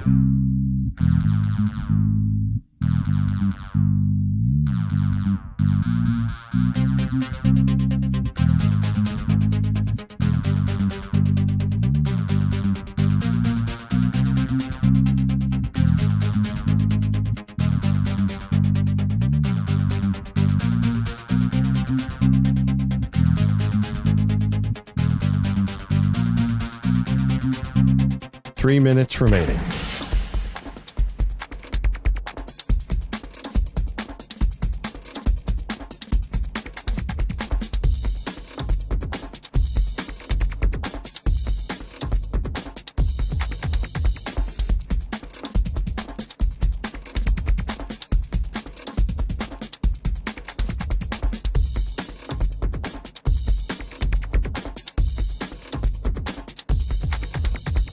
Two minutes, 30 seconds remaining.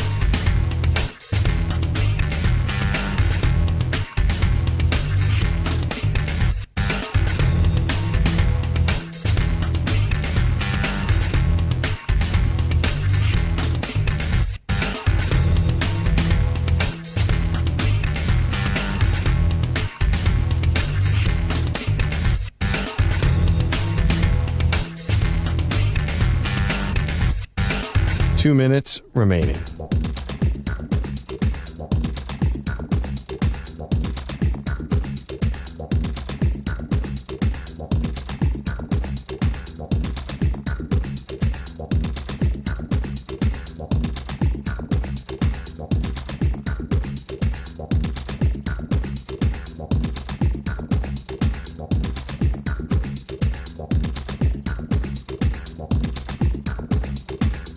One minute, 30 seconds remaining.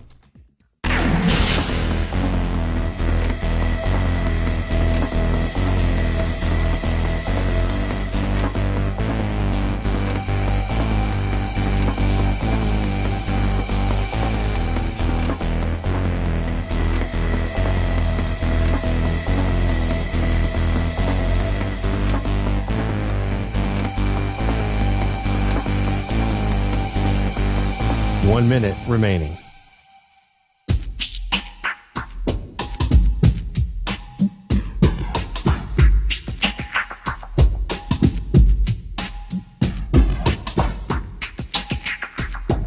Forty-five seconds remaining.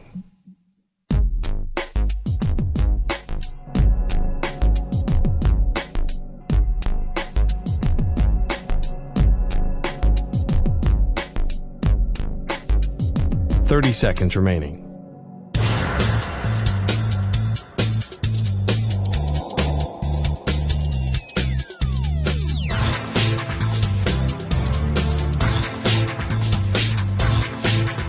Fifteen seconds.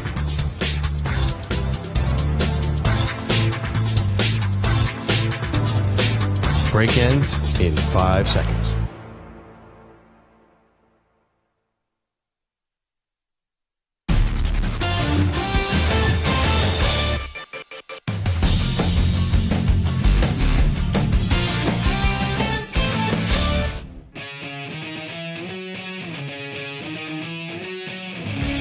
You're listening to the Infinity Sports Network. I don't know if this story is true. I think it's so random that it has to be true. And I did some checking on the good old Google, and it did say that Monty Ossenfort was a pretty damn good tennis player in high school. So Daly, who's in the YouTube chat, who listens to our show daily, that was a crappy pun that I just tried there. He just, when I mentioned the name Monty Ossenfort, said, I lost to Monty Ossenfort in the Minnesota State Tennis Tournament, and I was heated. And I'm like, wait. You were going up against the now general manager of the Arizona Cardinals in a tennis tournament in high school? I go, I need to hear this story. He goes, short story.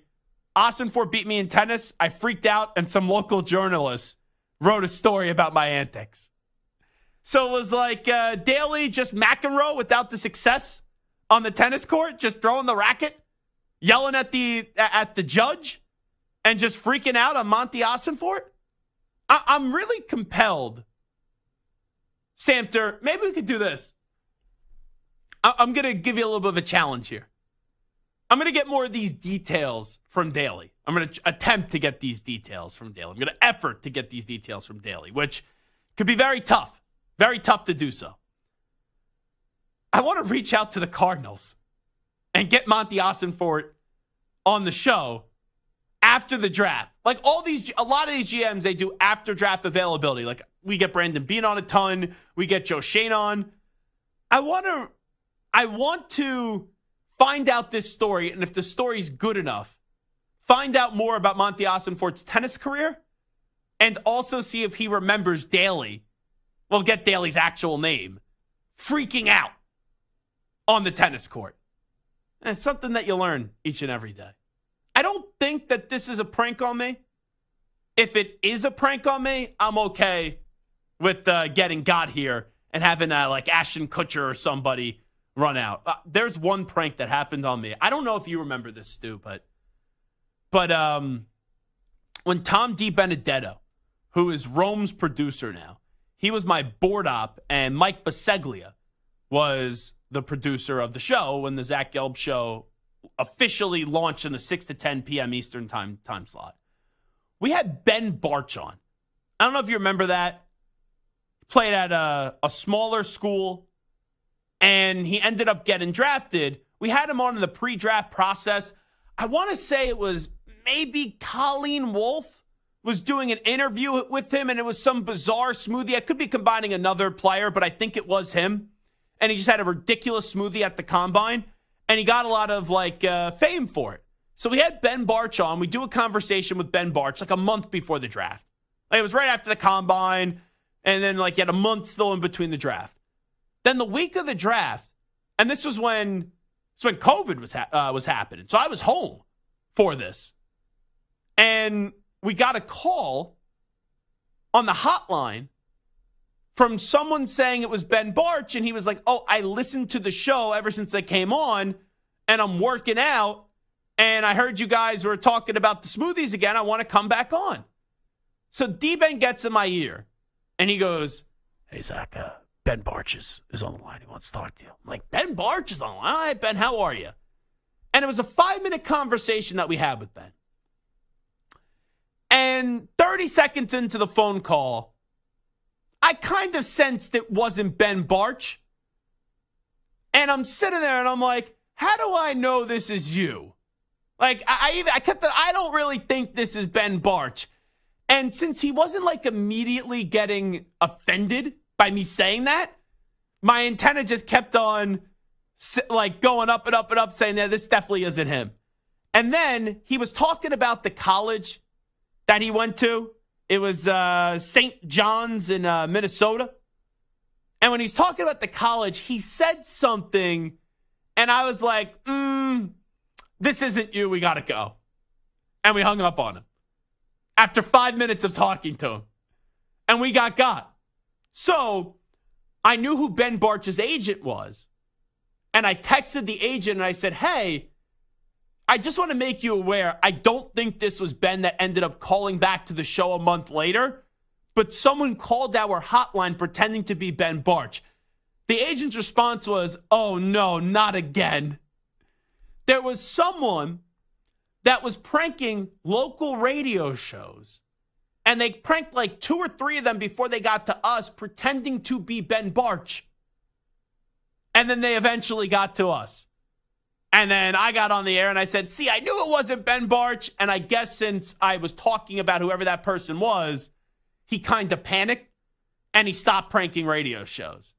Biseglia, who was the producer at the time, I'll give him credit. The number when you call pops up in the system. Biseglia called the number. And when he confronted the person pretending to be Ben Barch, the guy was like, man, I don't know what you're talking about, and hung up the phone on Biseglia. So that's when we definitely got more of the confirmation that it wasn't Ben Barch. But I think that's my most bizarre draft story. Actually having Ben Barch on the show, and then someone calling up pretending to be Ben Barch, and then there was a Ben Barch impersonator leading up to the NFL draft. Ben Barch is on the Niners now. He got drafted by the Jacksonville Jaguars. Anywho, I want to get to the NBA postseason. And when we get to the NBA postseason, a few days ago, if I said, who are the teams with the most pressure on them? I would say it's the Boston Celtics and it's the Milwaukee Bucks. And I know some are going to say, oh, well, what about the Denver Nuggets? The Nuggets are expected to win a title again. And I would be surprised if they don't win a title again. But when you just win a championship, I do feel as if the pressure is off of you a little bit to win the championship again, even though your team, in my opinion, is the favorite and the best team in the NBA. Now, the Giannis injury and the ambiguity around the Giannis injury, he's going to return at some point, you would think, in the first round. But if they go up 2-0 against the Pacers, can you win the series without him? I guess you can. But the other part about the Giannis injury is I remember when he really got hurt in the conference finals, when they won the championship, and they still found a way to get to the NBA finals. And when he got hurt in the conference finals, up until that game one of the NBA finals, no one thought he was going to play. And he ended up playing and didn't miss a game in the NBA finals. So I don't know if this is a little gamesmanship. I think when it comes to the first round up against the Indiana Pacers, you don't need that gamesmanship. But all we know is that Giannis Antetokounmpo has a calf strain. But you look at the Eastern Conference. I know the Heat aren't in because they lost last night to the Sixers. But if the Heat beat our guy Kobe White on Friday night, who had a masterful performance, wow, that's crazy, bro, then Miami would be in the postseason. But Jimmy Butler had an MCL injury last night.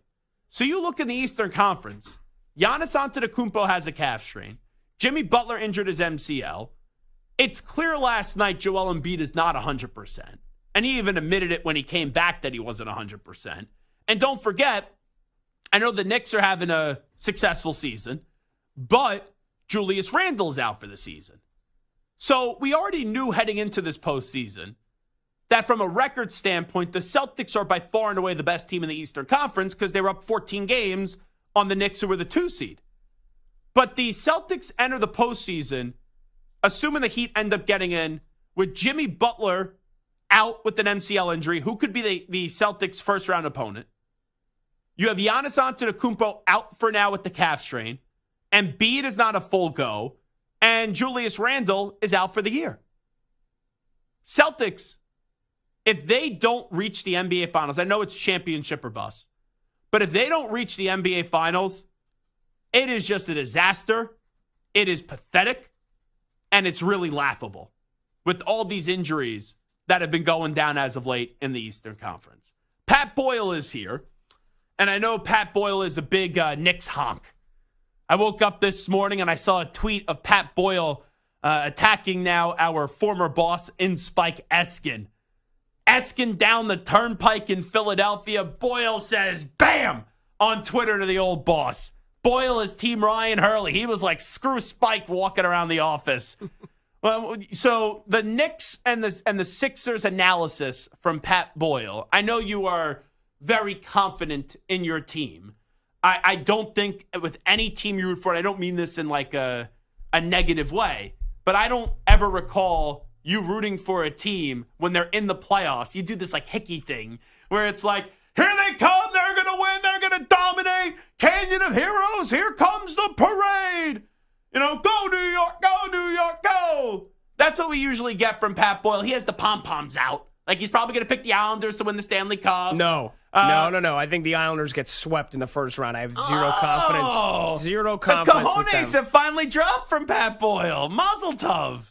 I was shocked. Usually every year you're picking your team. No. I'm very fair. Slobbering over your team. I am a very fair fan. I am not this pompous, overconfident, arrogant fan. But when I think my team's going to do well, I get behind them like any fan would. I was listening to someone last year.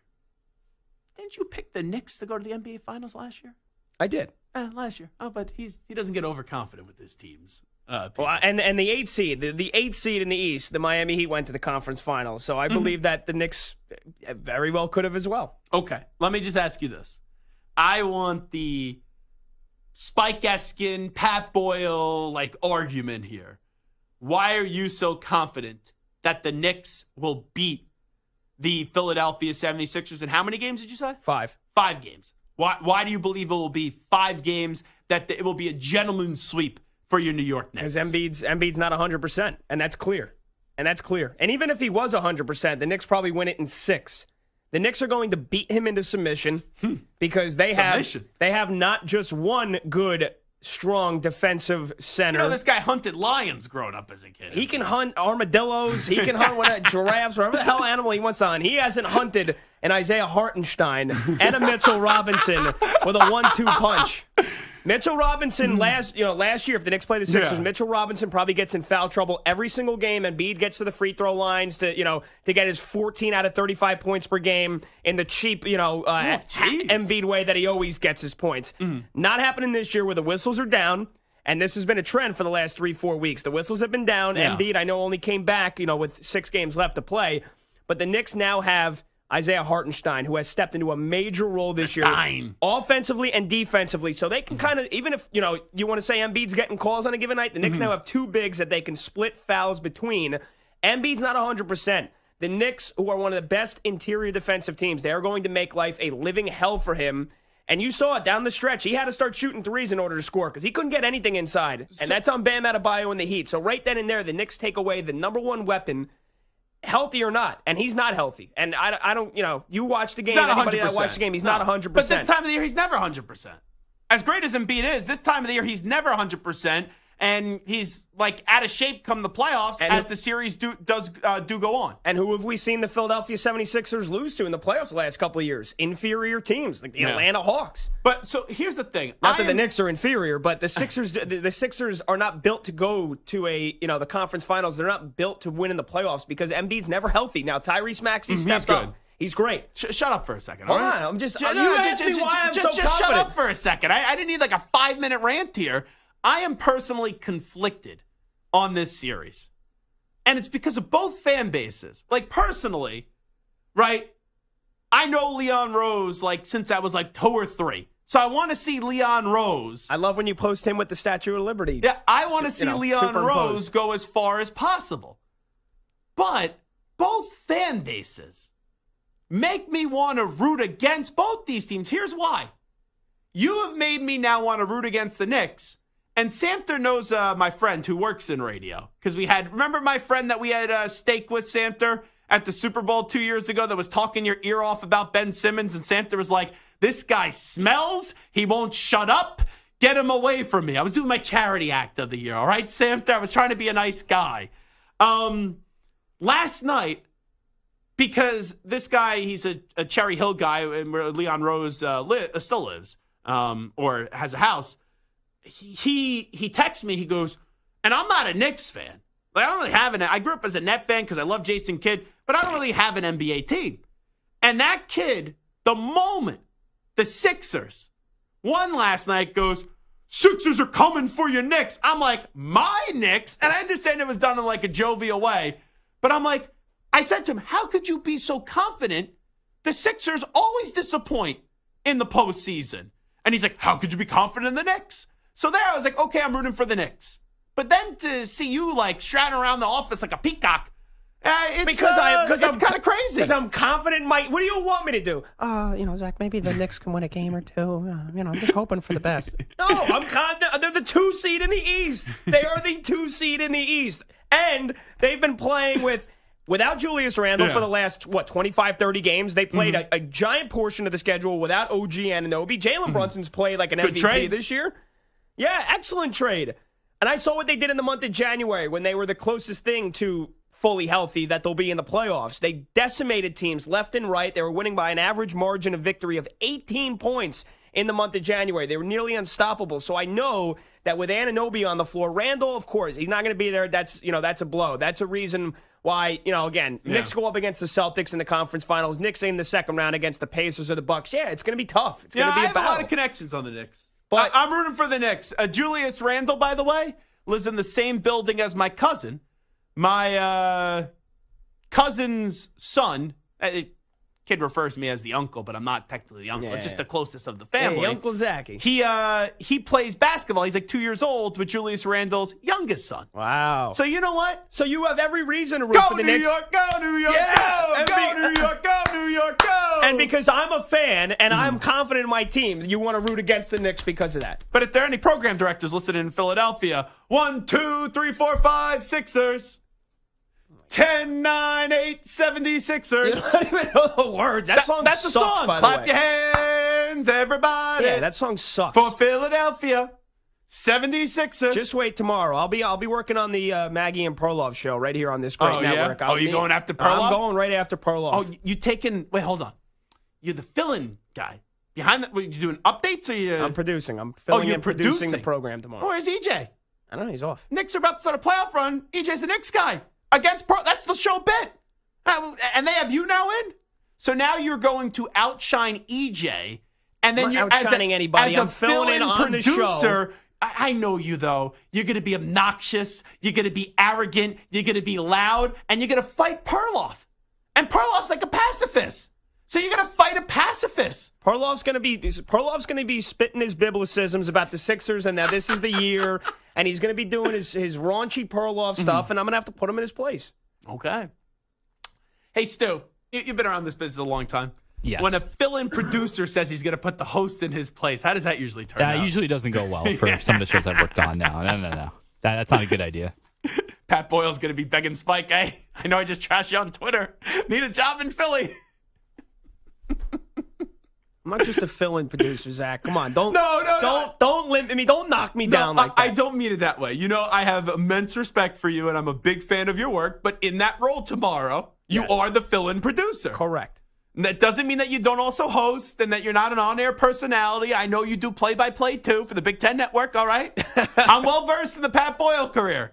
But I'm just saying, the role you are playing tomorrow is the fill-in producer. Yeah, but so again, what do you want me to do? When Perloff's going to get there and he's going to start talking about the Sixers don't need Embiid, and he's going to say Maxi's going to destroy the Knicks, and Nick Batum's going to hit 8 threes. Stab him in the back, obviously. I'm just saying, it's not the best thing to do from a career standpoint. I would advise it, but I don't know. Maybe our new boss or Mayor Nick, who got a nice little promotion, and maybe they would advise going after the morning show co-host, right? Well, and Andrew Perloff. I see it this way. Unless Perloff's going to start flashing some courtside seats my way. Oh, if those aren't in my future, then anything is game. You know what? That's a good point. I'm going to text Perloff. Hey, you want to go to Knicks Sixers playoff game? Love it.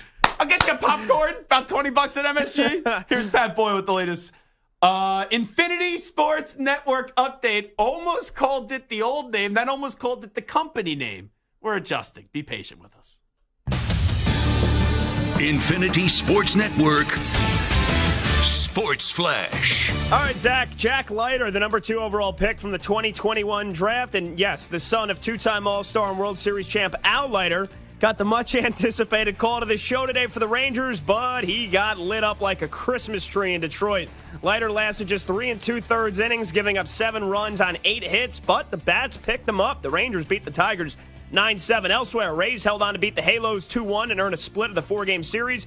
Guardians 5-4 winners over the Red Sox. Cleveland takes 3 out of 4 at Fenway. And the final night of the NBA play-in tournament is tomorrow. Both games feature critical injuries to star players. In the East, it's a rematch of last year's 8-seed battle when the Miami Heat host the Chicago Bulls. The Heat will be without Jimmy Butler, who suffered a right knee MCL injury in last night's loss to the Sixers. Butler expected to miss several weeks with the injury, so even if the Heat prevail, they will likely take on the Celtics in the first round without his services. The West 8 seed comes down to the Pelicans hosting the Kings. New Orleans will be without Zion Williamson, who suffered a left hamstring strain in the final 3 minutes of their loss on Tuesday night against the Lakers. Zion dropped 40 points before being injured. In breaking NHL news, the league has approved the sale of the Coyotes and their relocation to Utah as a new franchise for next season. I'm Pat Boyle. The Infinity Sports Network is on your smart speaker. All you have to say is play Infinity Sports Network.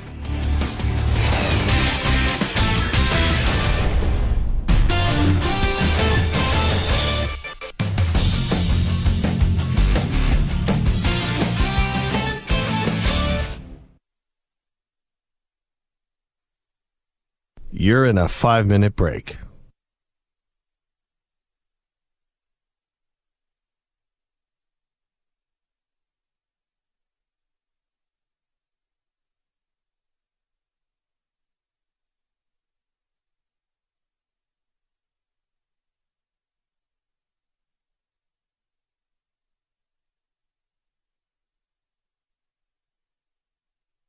Four minutes, 30 seconds remaining.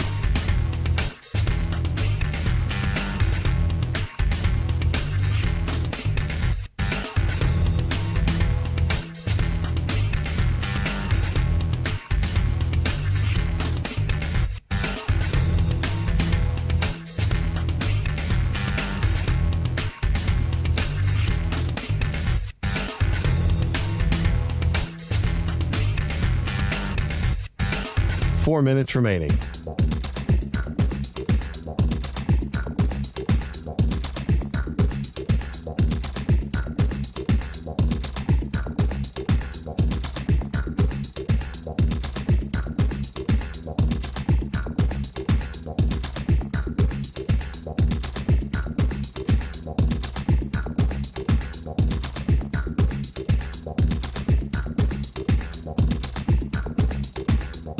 Three minutes, 30 seconds remaining.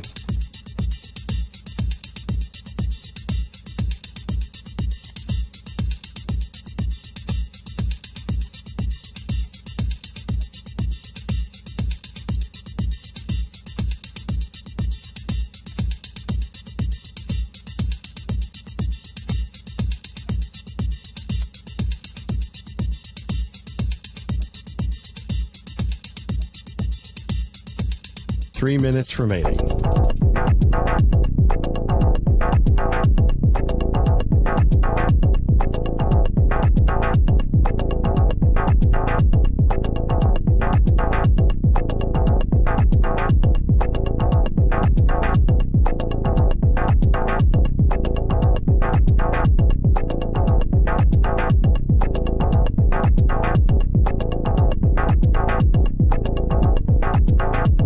Two minutes, 30 seconds remaining.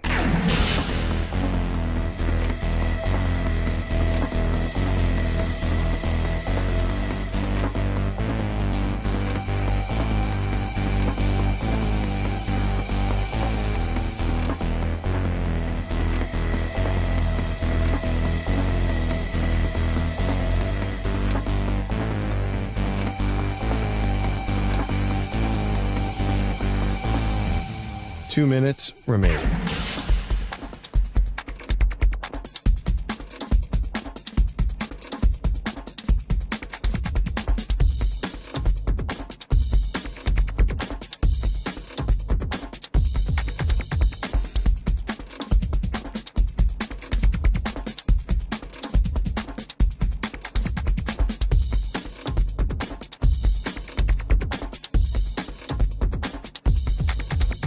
One minute, 30 seconds remaining.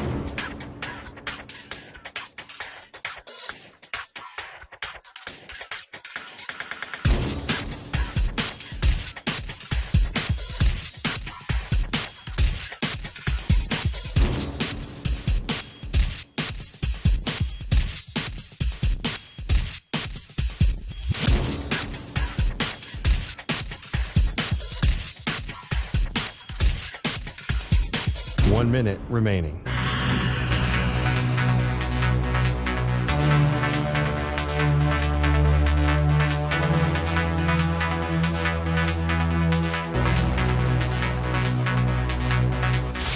Five seconds remaining.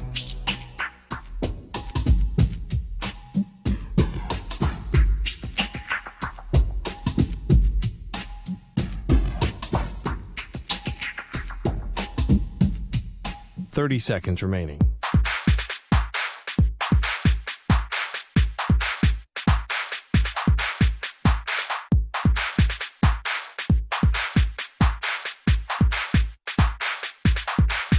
Fifteen seconds.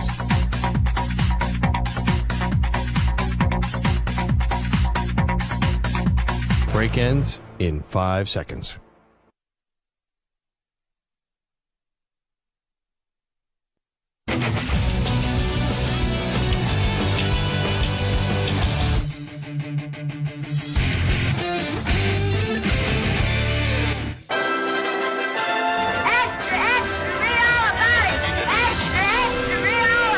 Time for your daily news brief. We get you caught up on the rumors, reports, and reconnaissance from the day in sports. And this portion of the show is brought to you by Wesley Financial. Stuck in a timeshare and want out? Contact Wesley Financial Group now and get a free timeshare exit information kit at wesleyfinancialgroup.com. Let's hear from Elliott Wolf, who is basically running the draft process for the Patriots on the number 3 pick. Yeah, so ongoing. We're open to anything, moving up, moving down. We're open for business in the first round and in every round.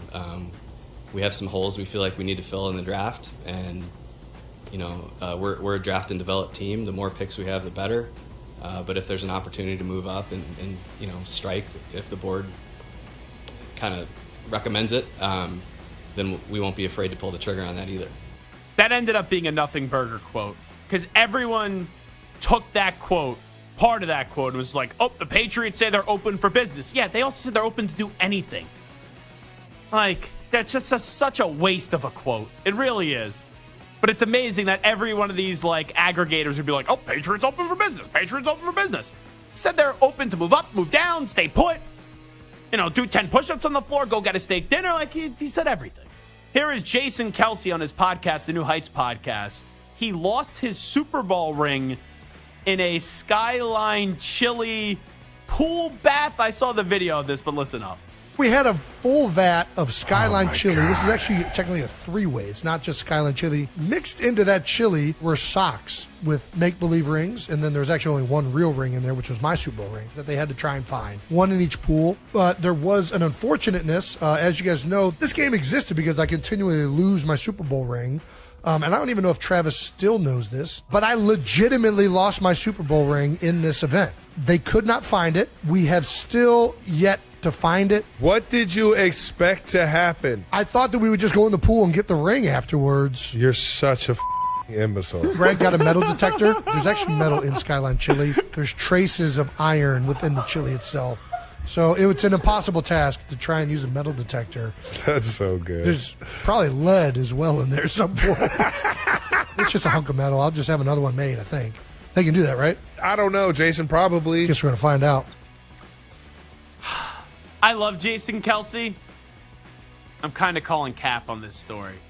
So I saw the video. They have the event, right? They put the ring, I guess, in like a sock or something, and they try to have people find it, and no one could find it. I feel like this is just a bit. I don't think he actually lost his Super Bowl ring in this entire thing, but maybe I'm wrong. Let's go to Brandon Beane, the Bills general manager. Do they need a true number one wide receiver to win? No. I mean, listen, you'd love to have two guys out there that are number ones. You know what I mean? Or like you're always going to try to find the best players you can. What you need are guys that, in this offense, that are smart, versatile, selfless, and can make the plays that their skill set allows them to make. I think that's what we're looking for. If there's a one that pops up either in, free agency or draft that makes sense for us, or a really good two, we'll do it. But I don't think not having a one, Matt, doesn't mean we can't have success, on offense or as a team. Well, success is winning a Super Bowl for the Bills now. And I know Brady won without having number one wide receivers. I know Mahomes has done it. Right? There's been quarterbacks who do it. But with the way your team is currently constructed, you need a number one wide receiver. I also took a little shot there at Stephon Diggs. We need a selfless player. That's because Stephon Diggs is very selfish towards the end. They're going to trade up in the draft. There's no doubt about it in my mind. They're going to trade up in the draft. They're going to take a wide receiver. Let's go to Joe Shane on the Rich Eisen report that the Giants have buyer's remorse on Daniel Jones. The expectation is for him to be our starter. Again, I don't have a crystal ball. I hope he doesn't have any setbacks. He's working his tail off. I'm still confident in Daniel, the way he's wired, what he showed us in 2022. Again, did we have the best start to the season last year? Absolutely not. And a lot, anything that could have went wrong, it seems like it did early on between injuries and some other things. So I've still got a lot of confidence in Daniel. We all know how this plays out. Giants are going to take a quarterback at 6 if only 3 have gone. If 4 go in the top 5, then they won't take a quarterback and they'll say, see, we told you we had confidence in Daniel Jones, but I don't think they really do have confidence in Daniel Jones. Here's Coach Prime, Deion Sanders, on the report. He wants 6 teams to only draft his son and only potentially 6 teams on CBS News Colorado. Who said that, and did you see me say that? One thing about a lie is so fast. It can outrun the truth any day. That's a bold-faced lie. That's a stupid lie. I have more than 6 owners that are friends. I have more than 6 GMs that are friends. I know a lot of people. Come on. So I would never do that. If I was that stupid, I wouldn't disclose the teams I would want them to play for. I would disclose the several that I wouldn't. Yeah, that's stupid. That's stupidity. I would never do that. It's funny because this all started when Coach Prime said there's only some teams that my sons could get drafted by, that I'll allow them to get drafted by. And now I guess he gets all upset when someone listed the 6 teams, Samter. No, I think, to his point, I think it's not necessarily teams that he wants him to play for, but there's a certain couple of teams that if they are going to draft his guys, he can say, no, we're not playing with you. It's not like, hey, I want to go to the Cowboys. It's, I don't want to go to the Browns. Gotcha. Why do you throw the Browns out there? I don't know, because, I hate them. Why do you hate the Browns? I don't The really hate Browns is the Browns? Who are you, Juju Smith-Schuster? Don't go on Snapchat if you are Juju Smith-Schuster. I don't like the Browns. And I saw something on Snapchat with Juju Smith-Schuster the other day. I don't think he meant to post what he ended up posting. It was a little R-rated. Coming on back with Avery Johnson.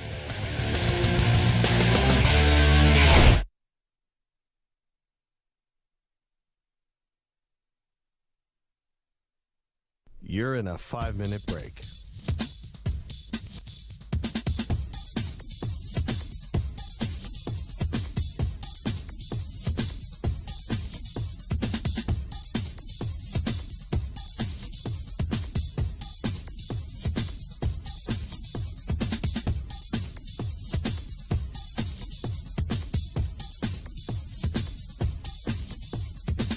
Four minutes, 30 seconds remaining.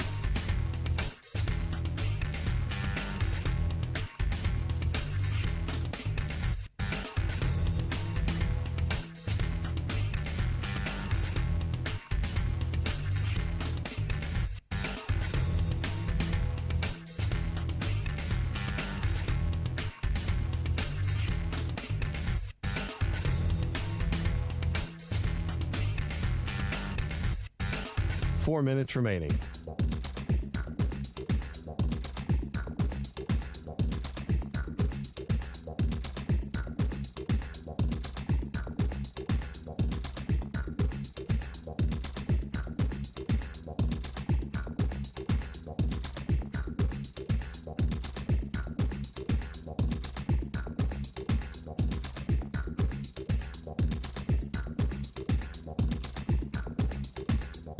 Three minutes, 30 seconds remaining.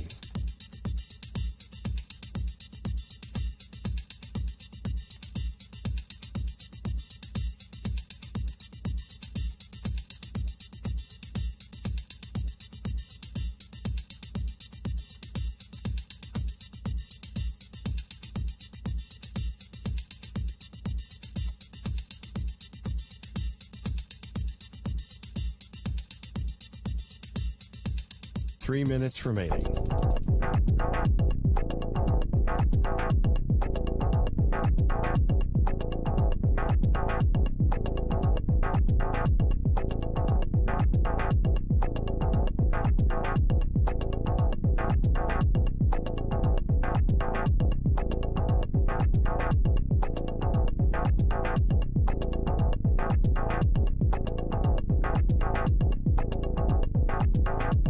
Two minutes, 30 seconds remaining.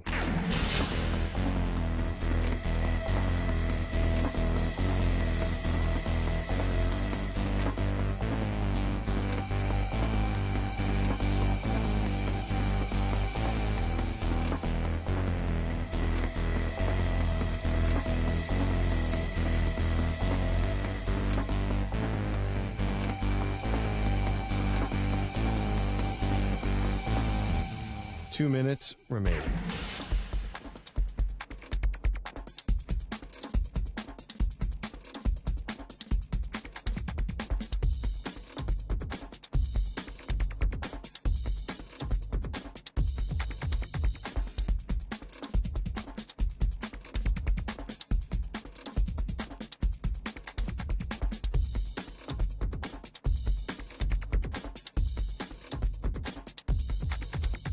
One minute, 30 seconds remaining.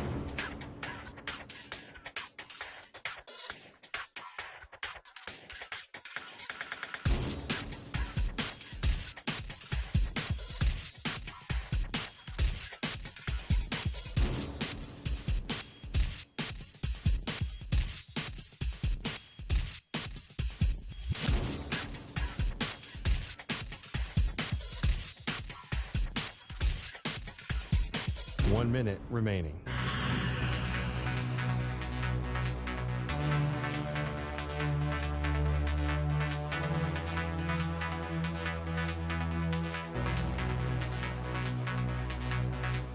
45 seconds remaining.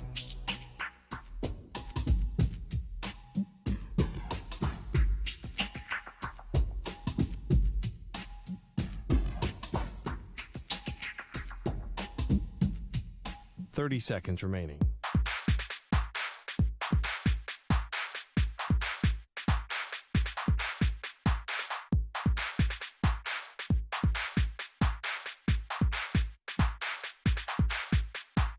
Seconds.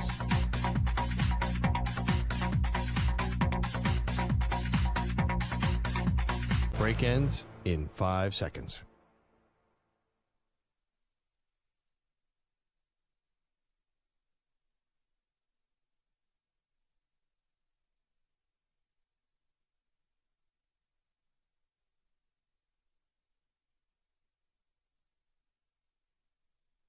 To infinity and beyond. He's live. He's nationwide. This is the Zach Gelb Show.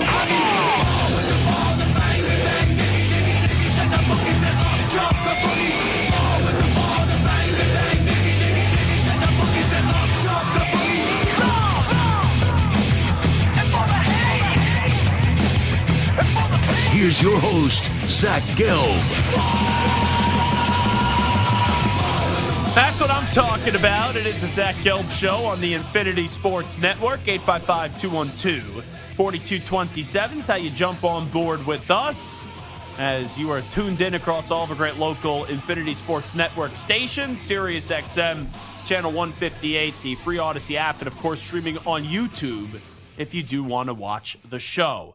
So we had the initial phase of the play-in tournament, and that did commence on Tuesday evening, and last night we did see the Chicago Bulls survive.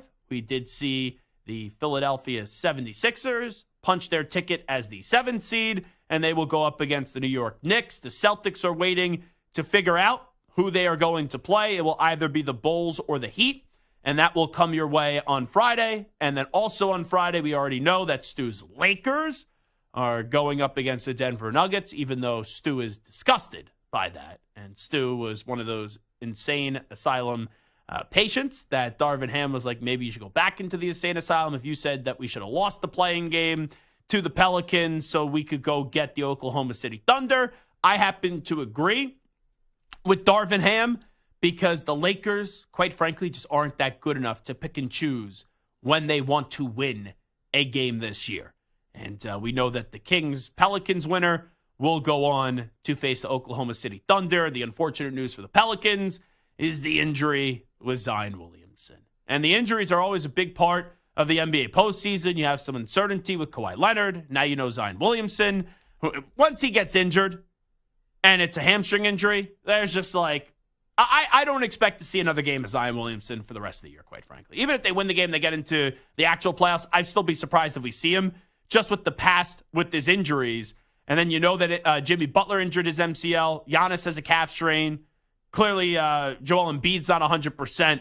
And then you have Julius Randle out for the season, too. So injuries playing a big role this time of the year. We're going to connect in a few moments with Avery Johnson, the former NBA and also college basketball coach. And you also know he was a pretty damn good player himself. And now he does a great job, obviously, as an analyst for CBS Sports Network. And when I was at the Super Bowl, I was like walking around the concourse, and I saw Avery Johnson in line trying to go get some food. I know he was enjoying the NFL as well on Super Bowl Sunday, and Coach is kind enough to join us right now. Avery, appreciate it as always. Thanks so much. How you been, my man? I've been great. Just back here and after my daughter's wedding in New Orleans this past weekend. Been on the road for the last 3 weeks, basically, with March Madness. I called the games in Omaha and the round of first and second round. And then I went to our CBS Sports HQ studios in Fort Lauderdale to work some of the Elite Eight and Final Four in Phoenix, New Orleans for a wedding. It's been a busy 3 weeks. Well, congratulations. Give me a little recap of the wedding. There's always some drama at some weddings. I've been involved in those weddings, but you got a big smile on your face as always. It looks like the wedding went A+, all hit it out of the park, was awesome. Yeah, it was awesome. It was a 3-day event. And thanks to my friends at the New Orleans Saints who hosted us in their practice facility for the rehearsal dinner. And my Mickey Loomis, the general manager, Gail Benson, want to thank them. My old buddy Sean Payton made it to the wedding. He obviously it's a busy time for the NFL draft, but he took a couple of hours to pop in for a minute and breathe for a second. And we just had a tremendous time. And my daughter, Christiane, and Austin, her now husband, I got to get used to saying we had wonderful support from friends and family. Well, when you guys were cutting the filet mignon, did you get us any intel on what Sean Payton's going to do in the draft? He's trading up for a quarterback. What are the secrets here, Avery? What are you guys talking about behind the scenes? I know all the secrets. I can't let you in on that, man. I can't let you in. I know all the secrets, but it was a fun time, and it was just great for both sides of the family. Avery Johnson here with us. Does a great job as an analyst for CBS Sports Network, CBS Sports HQ. Let me start you off with the play-in tournament. So a reaction I've seen in the last 2 days. Lakers win. Some of their fans and even Darvin Ham respond to this are saying, oh, they should have lost and then they could have got the 8th seed and they could have played the Thunder and it's better to go up against the Thunder and the Nuggets.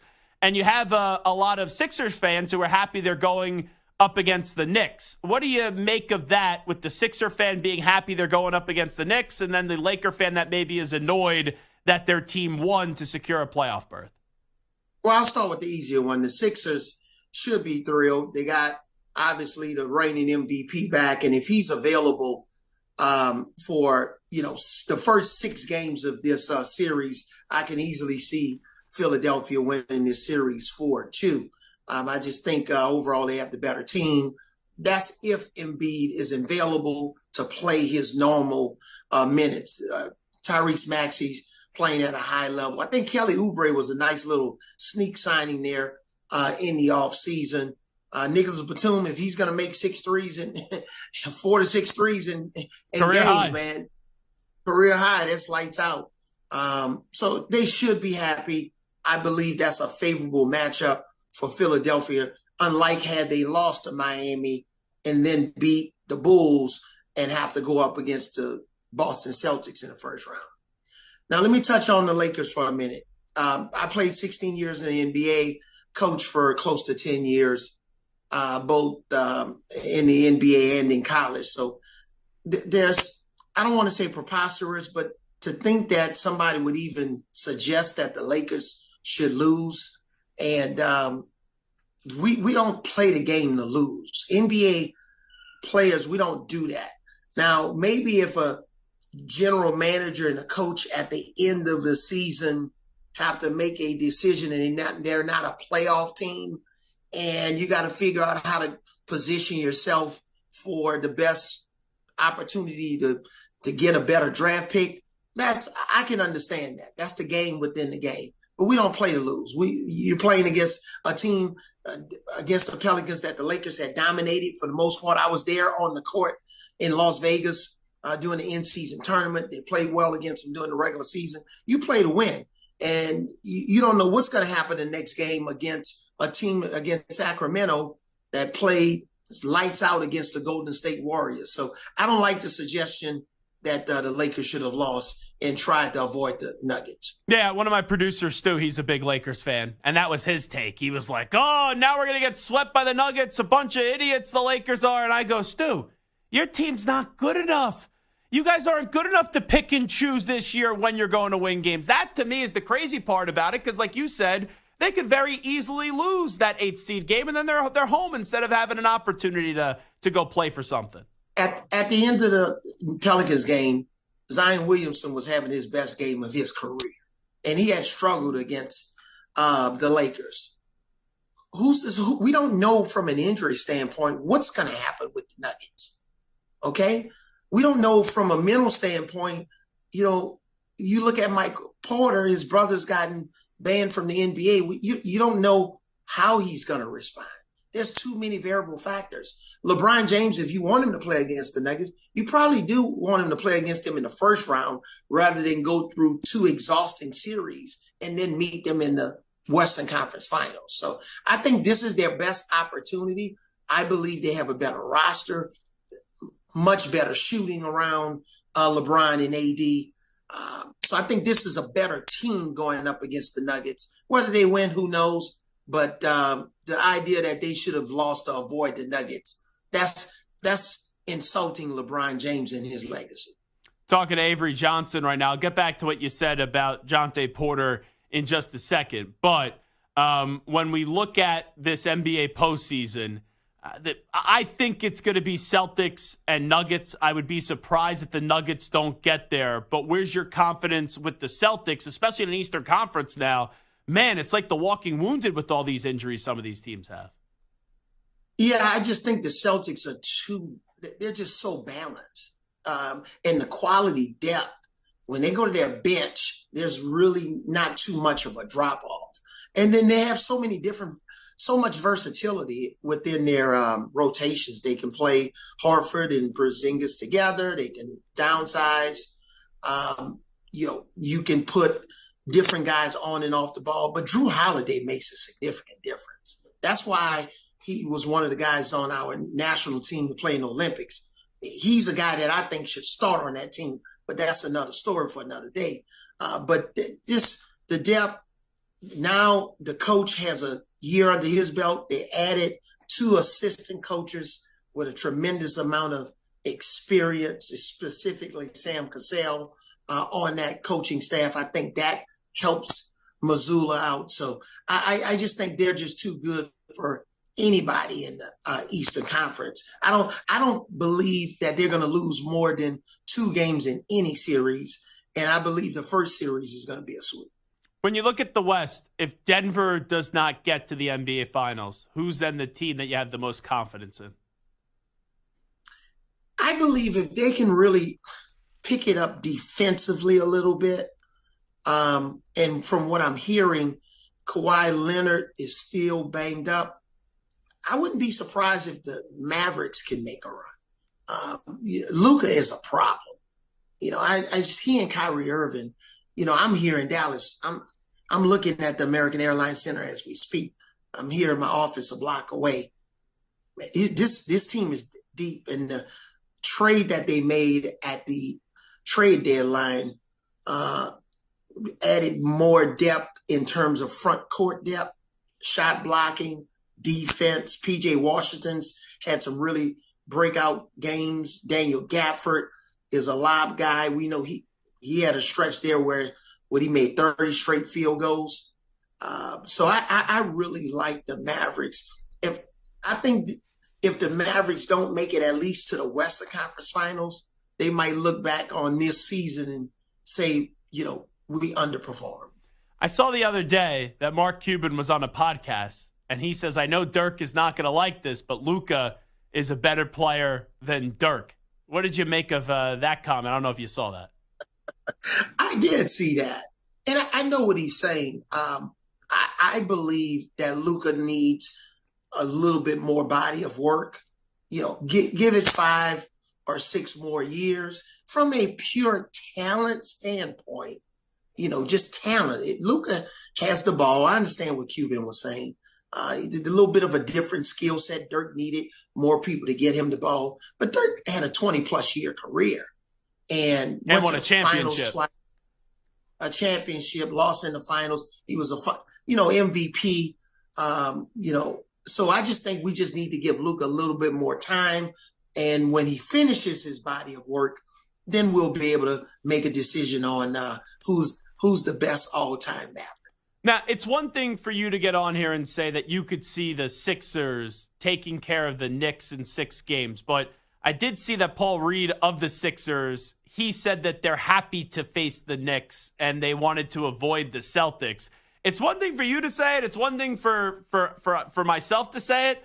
If you were still coaching and a player said that, what are the behind-the-scene conversations that go on? Is bulletin board material an actual concern for a coach in the NBA? I don't have the exact number because I don't have the research material in front of me, but I would be curious to see how many playoff games Reed has played in. It sounds like a guy that's not really astute to consistent deep playoff runs, being a significant starter and having a major role on a championship caliber team on the consistent basis. Because if he did, he would have never shared those comments publicly. That sounds like somebody that's really inexperienced, and you don't want to give the other team, especially Jalen Brunson. I wouldn't want to say anything. The really good teams that I've been on, we knew how to handle ourselves with the media and what comments that we wanted out there for public consumption and what we wanted to keep privately. Yeah, he played in 26 playoff games, only averaged 11 minutes per game, though. So okay. Tells you all you need to know about that one, Avery Johnson. All righty, the Jonte Porter situation. I thought about this the other day. You kind of alluded to it. How much of an impact do you think that will put on Michael Porter Jr. as he's trying to navigate his brother's situation, but also try to go win another NBA championship? Yeah, I think it's going to be in the back of his mind. That's his brother. But I believe, Michael Porter's a pro. He's on the team that won the championship last year. He owes it to his team, really not to bring any family situations into his performance. He's got to go out there and play. I believe he's going to be fine. It's just an unfortunate situation. That's one of those lines that you just don't cross as an NBA player. We know it when you sign the handbook. And even if it's not in the handbook, it's one of those unwritten rules. How do the Warriors get this thing right moving forward? I think the Warriors got to trade Draymond Green. I believe his time is up. He's been the ultimate warrior. This guy's been so good for this organization. But I think the minute that he punched Jordan Poole, his time was up. But that's the crazy part to me, Avery. They could have got out of business with him last year, and they gave him the new contract. It was almost as if they were saying, we know what you did in the past. I don't think the juice is worth the squeeze anymore, but they still rewarded him for the past and not what he could do into the future. Yeah, and I think at that point, you look at Bob Myers deciding to move on. That probably was a telltale sign. But the Warriors just looked a little old. Klay Thompson didn't have his best game. 0 for 10. Draymond, Steph Curry, they trapped him and forced him. And he exerted a ton of energy trying to get the ball back.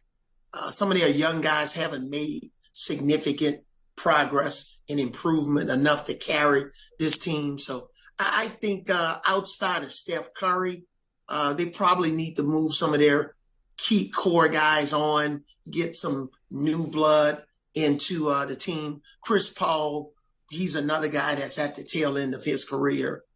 You can tell you need energy.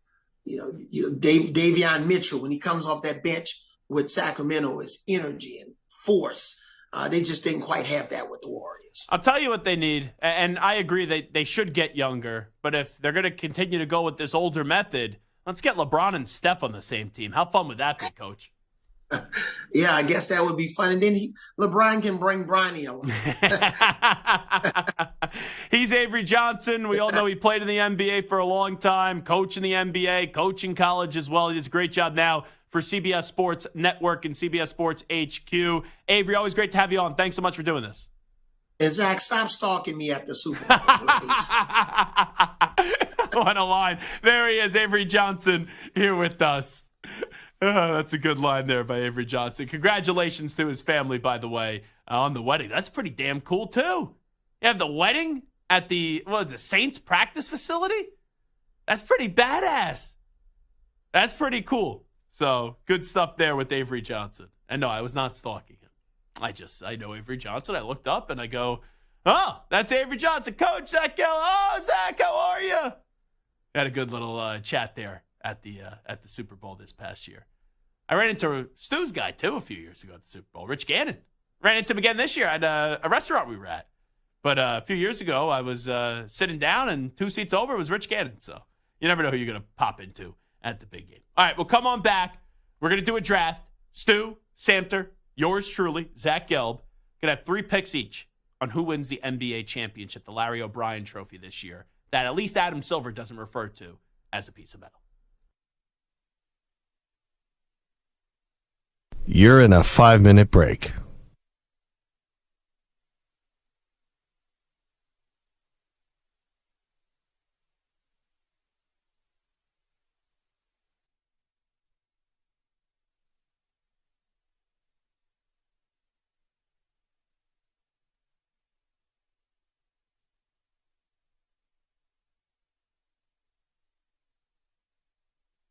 Four minutes, 30 seconds remaining.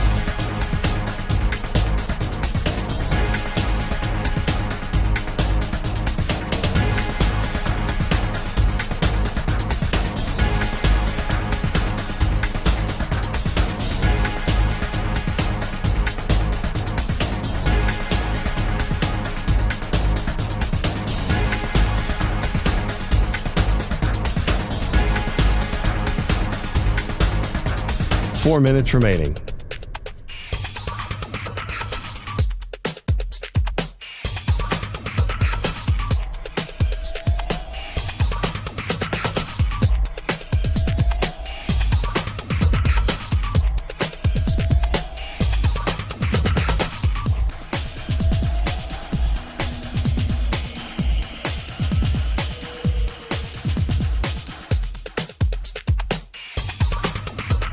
Three minutes, 30 seconds remaining.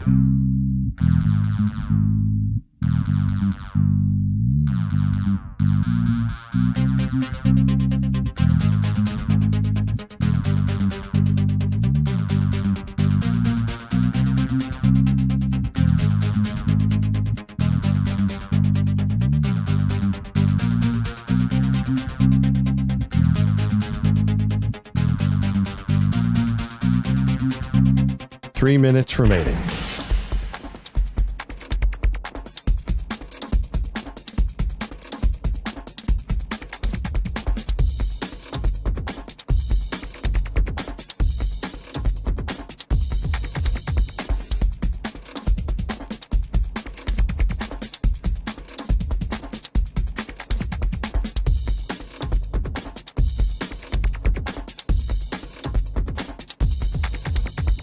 Two minutes, 30 seconds remaining.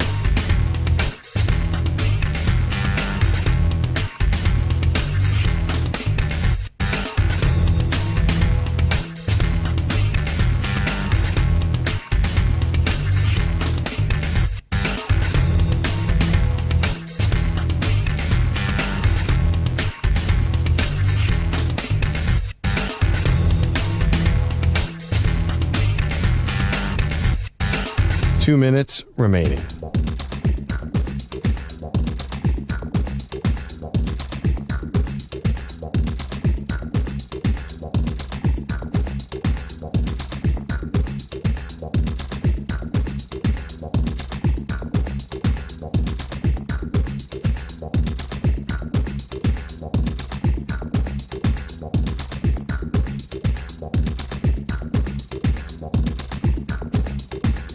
One minute, 30 seconds remaining.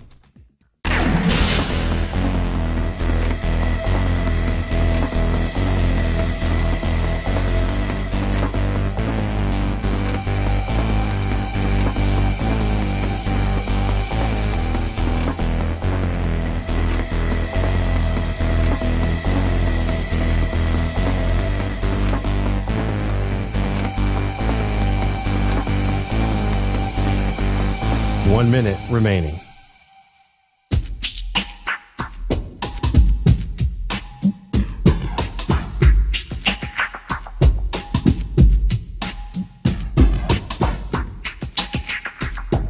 Forty-five seconds remaining.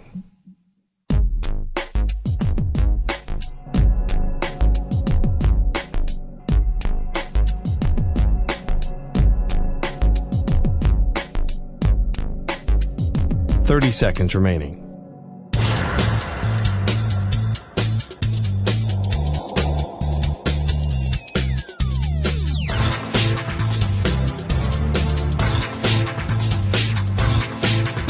Fifteen seconds.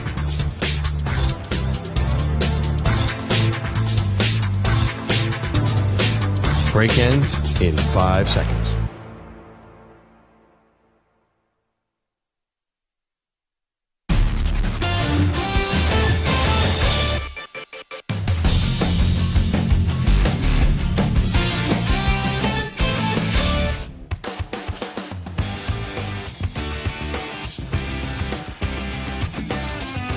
You're listening to the Infinity Sports Network. That's right. It is the Infinity Sports Network. This is the Zach Gelb Show. All righty. I think there's two teams that if everyone said who's going to win the NBA championship right now, most people would be able to name the one team in the East and the one team in the West. I'm not even saying there's a ton of confidence with the team in the East, but the team in the West is a team that everyone has the most confidence in. Now, I think you could figure out who those teams are, but for the sake of this exercise, I don't want to give any answers of the test out. That just wouldn't be right by me. So let's do a little NBA championship draft here. Do I want to go first? Do I want to go second? Do I want to go third? What do I want to do? I'm going to go first. I'm going to take the Denver Nuggets. Because that team's going to win the championship. If Denver doesn't win the championship, I will really be surprised. Samter Stu. Who should we put as the frosting of the Oreo pretty much right here? You know what? I'm going to go Stu here. Stu, where do you want to go? Oh, goody, because after 2, it's interesting. You're taking the Lakers, right? Yeah, definitely taking the Lakers. No, I will go with the Celtics. I think they're the best team in the East, and I think they have the best chance to come out of East, so I'll go with the Celtics. Okay, so those are the two teams that I was alluding to, Denver and Boston off the board. Samter, you get 2 picks here. You look befuddled. I got 8 teams in line for the number 2 pick. It's impossible. Like, I want to say the Bucks. I would have the Bucks as the clear 3, but you can't because you don't know Giannis' status.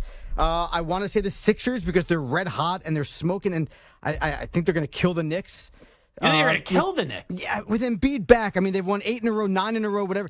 This was the second best team in the East before Embiid got hurt. Yeah, I fair. still think they are the second best team in the East with Embiid. Now, maybe not kill the Knicks, but as good as Jalen Brunson is, I mean, Julius Randle's been out and everyone else has been hurt. Here's the thing, though, that I'll say about the Bucks. Yeah. And I'm not going to hold your hand here. You can make your decision. You're a big boy, obviously. It's like, yeah, Giannis is out now. And I know you're going up against the Pacers, and you should never overlook an opponent. And I know that last year they lost in the first round to a team that's a lot better and should have never been where they were seated in the Miami Heat. But this is what the Heat do each and every year. I know Giannis is dealing with the calf strain. When he needs to play, he'll play. I just don't think he needs to play yet in the first round. Like, put it this way. If this was Damian Lillard, right, which the Bucks do have, in Portland going up against the Pacers, I know it's an East-West, so it would never happen. I think a lot of us would be like, all right, yeah, Halliburton's good. Obviously, you look at the Pacers, but we would all be slobbering over Damian Lillard. So I think the Giannis thing is a concern, but I don't think it's going to come back where the Bucks don't end up winning that series up against the Pacers. But you have 2 picks here. I'll let you make your pick. Yeah, I guess I'm just worried because it sounds so similar to what KD had a few years ago where he came back, maybe rushed it back a little bit, and then pop, there goes the Achilles. So it worries me a little bit. Jeez. Why do you always have to be pessimistic here? This is just the reality. It sounds very similar, so I'm worried about Giannis. I love Giannis. He's probably my favorite player in the NBA right now. Antetokounmpo. Yeah, so I want to take the Bucks. It's just I'm a little bit hesitant. You got 2 picks, you know that. I'm just going to go chalk. Okay. I'm just going to go with the 1 seed in the West and the 3 seed in the West. I'm going Thunder and T-Wolves. Thunder and the Timberwolves. You know what? I thought the Timberwolves were not getting selected. I thought with the first pick with Denver, when Samter gave, Stu would give a pick, then Samter gives 2, then Stu gives another pick, I thought the Timberwolves would still be there. That's how highly I thought, or could potentially think, of the Minnesota Timberwolves. So they're off the board now, and I know you love Anthony Edwards. And who doesn't love Anthony Edwards? That's a good pick by Michael Samter. So, Stu, what do you got cooking here? Okay, I'm going to stay in the West. I'm going to kind of piggyback off of what A.V. Johnson said, and I think Dallas has a chance to make a run. I like where they're seated.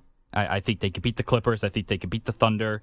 And then you have a guy as good as Luka who maybe hasn't proven it in the playoffs yet, but he's a superstar player. So I will pick. I will go with the Dallas Mavericks as my pick. So this is where it's tough because now it's Western Conference, Western Conference, Western Conference, Western Conference, Western Conference once the Celtics go off the board. So, like, from an odds standpoint, it probably makes more sense for me to end up taking a team in the East. You know what? Oh, Samter went to Thunder. I'm like, Thunder, they're the 1 seed, but they're already off the board. All right, I will take the Bucks. And the reason why I'll take the Bucks is everyone's concerned about the Giannis injury, and then also everyone thinks that Doc Rivers, because he's an overrated coach, everyone thinks that they're definitely going to disappoint in the postseason. So when I look here at this next selection, I will go with Milwaukee, because usually when everyone thinks one thing's going to happen, the other thing happens. Now for the next pick, this is where it gets difficult. I'll hold my nose when I do this. Should I physically hold my nose? Yeah, I guess so. I'm going to go take the Phoenix Suns. I got to go the Suns. I know that the Clippers probably should be the pick here, but I want to see Stu squirm and have to take the Clippers because he can't stand that franchise. And also, I never trust the Clippers to actually stay healthy, and you already have the Kawhi Leonard injury that they're dealing with. I don't like the Suns. I don't want to see the Suns win. It's nothing against anyone in Phoenix, but the whole Kevin Durant stuff, I'm over KD. I really am. Charles Barkley has never had better analysis than when he said, as great as Kevin Durant is, and we all know how great he is, but he is the passenger on the bus. He's not driving the bus. And that's been proven to be true throughout his career. So I will take the Bucks and the Suns and feel just absolutely disgusting about both those selections. Stu, what do you got in your final selection? I genuinely do not know what to do here because I am not picking the Clippers. There's no chance they win the championship. I will not pick the Clippers. They got a good coach in Ty Lue. Got a good roster, playing well. I don't trust any of those guys in the playoffs, though. Any of those star players. So I will not pick them. Let's just call it what it is. You hate the Clippers. I also hate them, but there's because no they are chance. little brother to you. You're the Lakers, but the Clippers are better than the Lakers this year. They are. And you are rooting for one thing this postseason. That's for the Clippers to lose. That's what you're rooting for. Yes, that's accurate. All right, who's your pick here? I'll go with the Knicks. I mean, I don't think they're going to win the championship, but it's really between the Knicks and Clippers, and you won't the pick the Cavs. Clippers. I don't know. Yeah, I'll go with the Knicks. Gotcha. And by the way, Avery Johnson, not going to start. Pat Boyle won't be a fan of Avery Johnson. Let's just say that. What do you think Avery Johnson picked? He just joined us. Who do you think he picked between the Sixers and the Knicks? Sixers. How many games?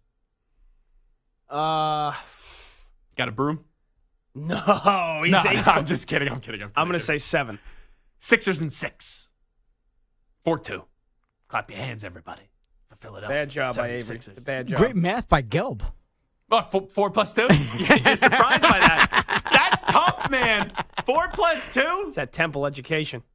You could take a shot at my alma mater. That's fine. And, I have 1 year left on this 30 under 30 list, and they have still not put me on that list. So if you want to take a shot at my alma mater, that's fine. Because I've seen some people that get on this list, and trust me, like when you're doing things in like the science field, like the medical world, financial world, I get it.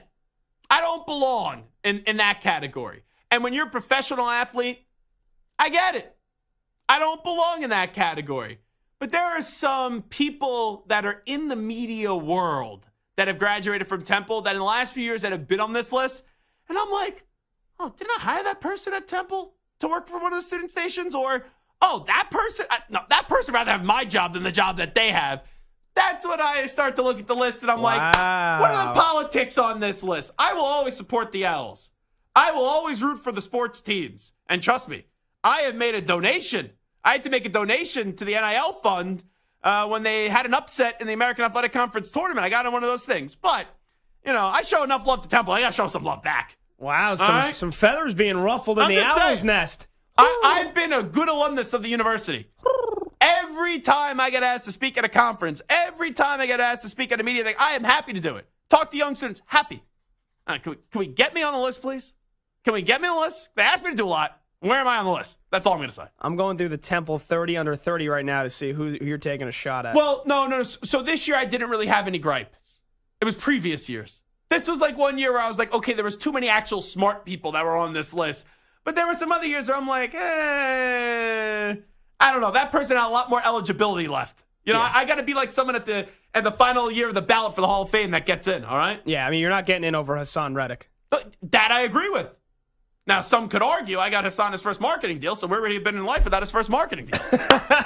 I'm just saying. Just saying. So, anyway, Samter, send us home here. Who's your final team? Now, I'm torn. I got either the Clippers or the Sixers. I want to believe in the Clippers because, like, when if Kawhi's healthy, when he gets hot, there's nobody more dangerous in the playoffs. But we just haven't seen it in so long. So, honestly, like, I can't trust the Clippers, even though they had a great year. Mm-hmm. I just can't trust Kawhi to stay healthy, but I honestly think that I'm making a mistake here. I'm going to go with the Sixers because I think with the healthy Embiid and what's going on there in the East, the Sixers, once they get past the Knicks, have an easy path in, especially if Giannis isn't 100%. But the Clippers might be the one. I think we're going to regret not having the Clippers on this list. I can see them making a conference finals. I mean, it's I can't see them making the NBA finals. Raptors to a title with nobody else. But he's hurt right now, and we don't know when he's going to return. Well, they say he's supposed to be back for either game 1 or game 2. But there's been a lot of years where they say Kawhi's supposed to be back, and then he's not. I know. So I'm going to go Sixers and leave the Clippers off this list. But again, I'm just stating my own personal protest against myself. Now, you had 3 selections. If you really loved them that much, you could have picked one time. So here's the list. I had Denver first. Stu then takes the Celtics. Samter then takes the Thunder. Then on the back end, he had the Timberwolves. Stu takes the Mavericks. I take the Bucks. I also take the Suns. Stu takes the New York Knicks. And then Samter takes the Philadelphia 76ers to win the NBA championship. All righty, we will take a timeout. We'll come on back with a little report about the Denver Broncos that I don't believe. Update time. Here he is, Patty Boyle.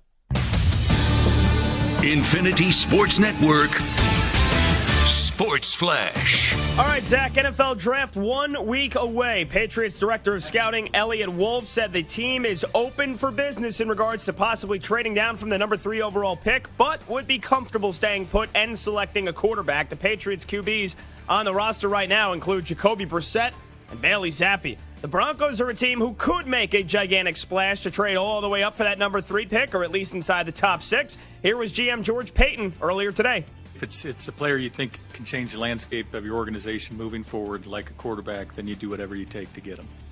And if there's a consensus in the building, a love in the building, you're aggressive and you try to get him. Doesn't mean you're going to get him, but you try. And so we're open to everything. We're wide open. Broncos sit at number 12 right now. Elsewhere, the Chargers have officially signed former Ravens running back J.K. Dobbins to a 1-year deal. And Browns GM Andrew Berry spoke to the media today and said he expects QB Deshaun Watson to be ready for Week 1. Watson underwent season-ending shoulder surgery in November.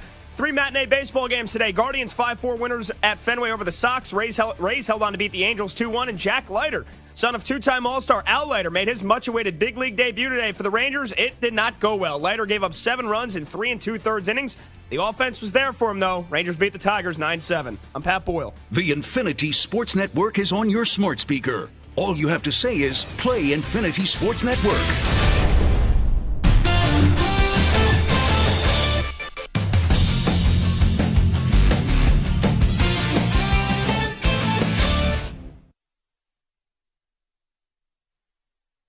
You're in a 5-minute break.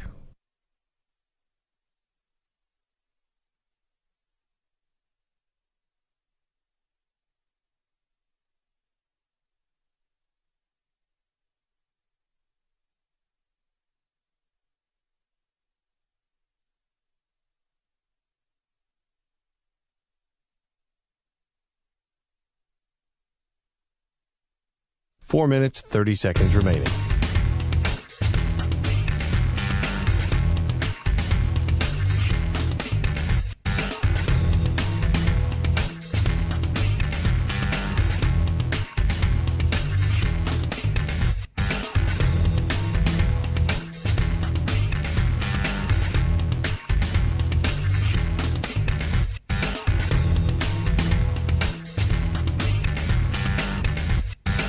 Four minutes remaining.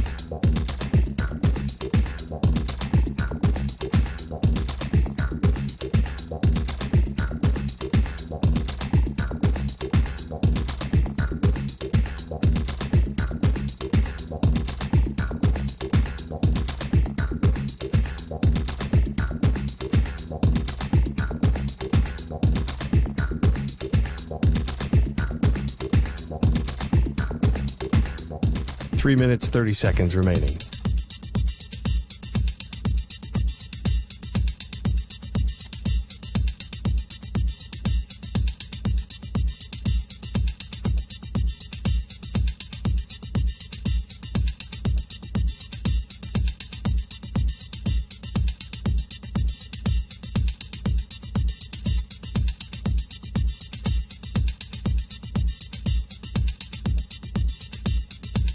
Three minutes remaining.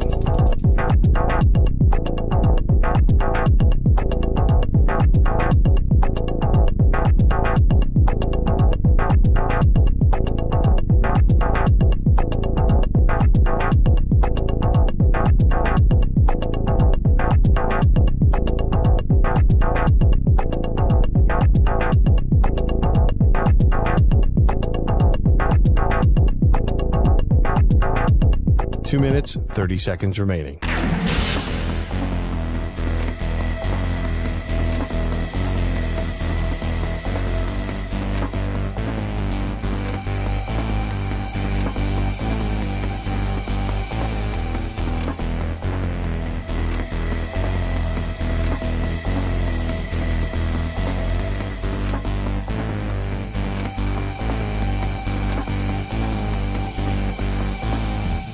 Two minutes remaining.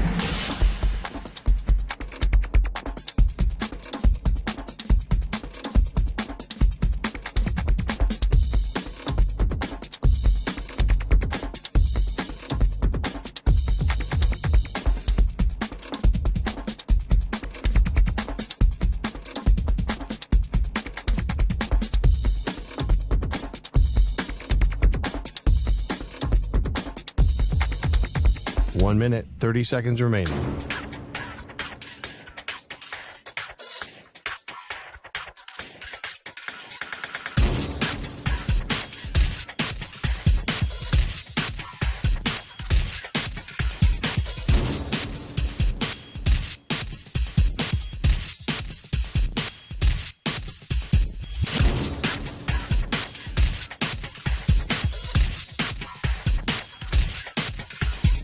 One minute remaining.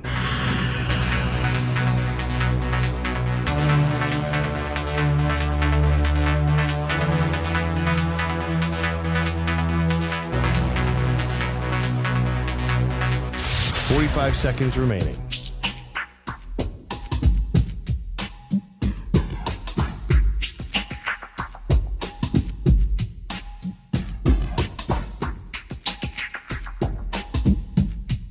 Thirty seconds remaining.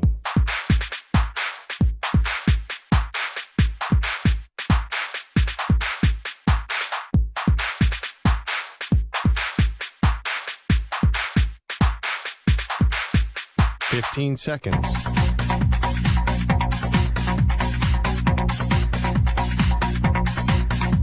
Break ends in 5 seconds.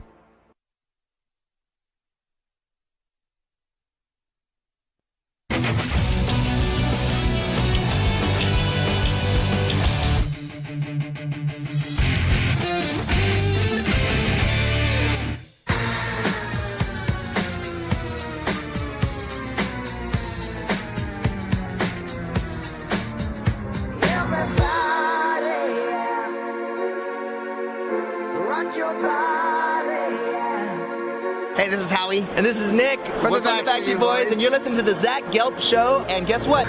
Zach is back. All right. He's live. He's nationwide. This is the Zach Gelb Show. All righty, Zach Gelb Show on the Infinity Sports Network. We are 13 minutes away from getting through this entire show without saying the old network's name. That'd be the first time this week. Pat myself on the back. Maybe I'll take a quarterback out of the mug.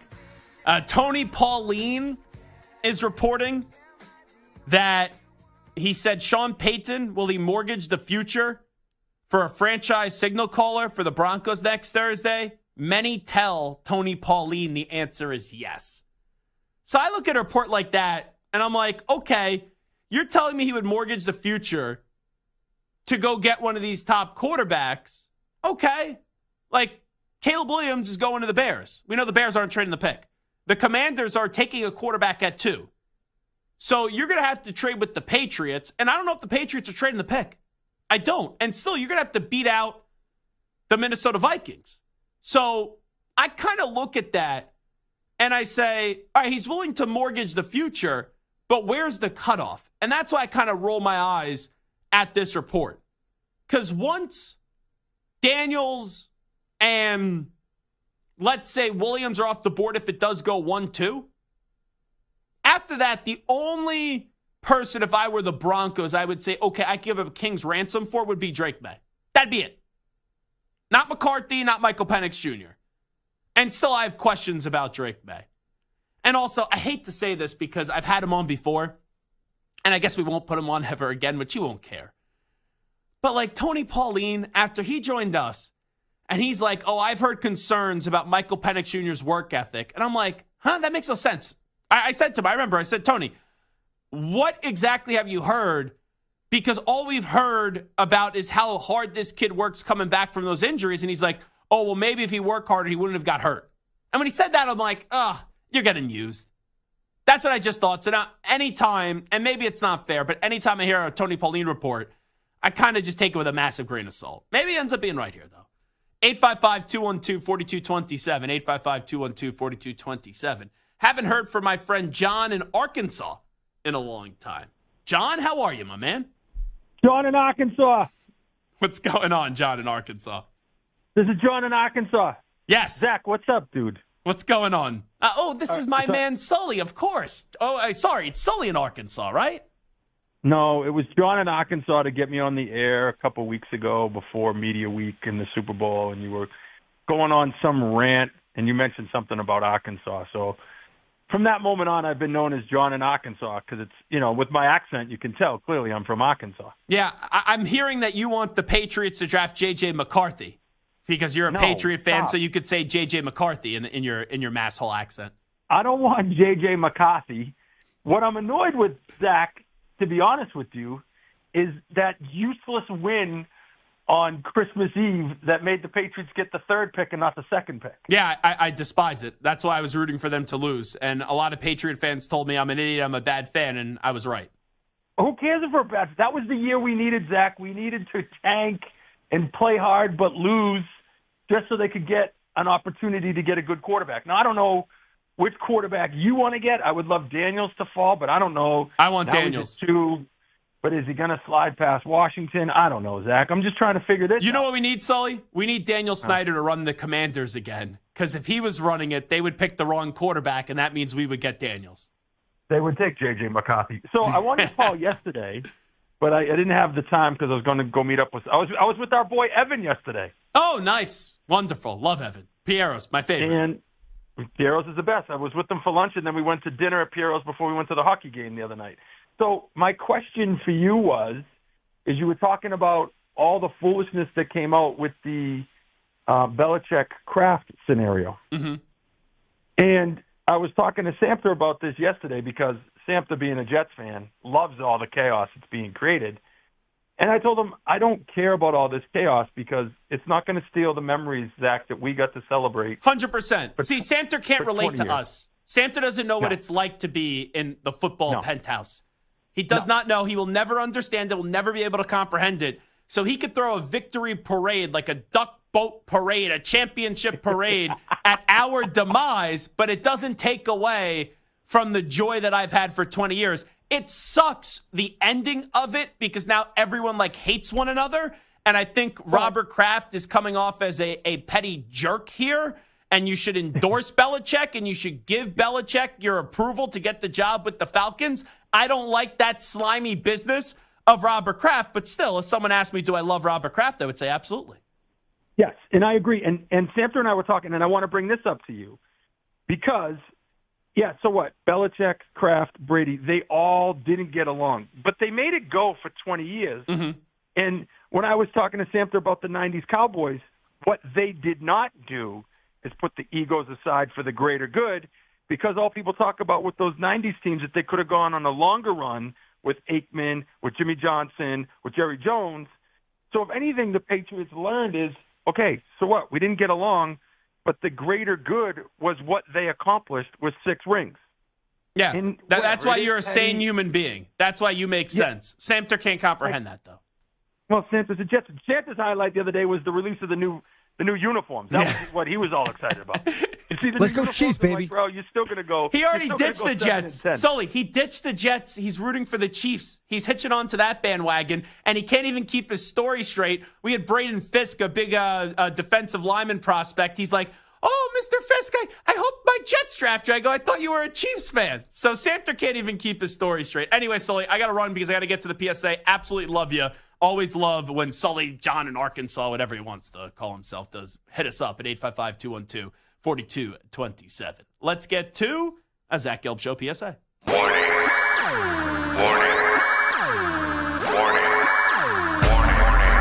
It's a Thursday. What do you have to say? It's the weekly Zach Gelb Show PSA. Who's with me? Let's go! Come on! Hey! Walking out of the Mets game the other night, going to the subway, and I saw about 15, let's say, young adults. They were like either 17, 18, 19, or maybe 20 or 21. And they all were jumping the turnstile. One larger fella tried to Air Jordan dunk over the turnstile to make his way to the platform. Smack! Right on the turnstile. Falls down. Now, he was on the ground, so he could have just crawled under. He gets back up, takes his credit card out, and pays the fare. So I don't get why he didn't pay it in the first place. I see this a lot. To take the subway, I think it's $2.75 or $3.24, whatever. Don't jump the turnstile. Put your credit card up, get a ticket, whatever, and just simply tap and you'll walk through. It annoys me when people jump the turnstile. I know people will say, oh, I sound like a Karen, but here's my PSA. If you can't pay for the subway, then don't take it. Don't jump the turnstile. Samter, what do we got cooking? I love the after effect here. The fact that this guy tried to jump it, fell, and was like hilarious. So embarrassed. He's like, all right, well, now I'm going to pay. Like, it's you awesome. already fell. You got embarrassed. Just roll under at that. You're already on the floor. You know what? He took it on the chin like a man.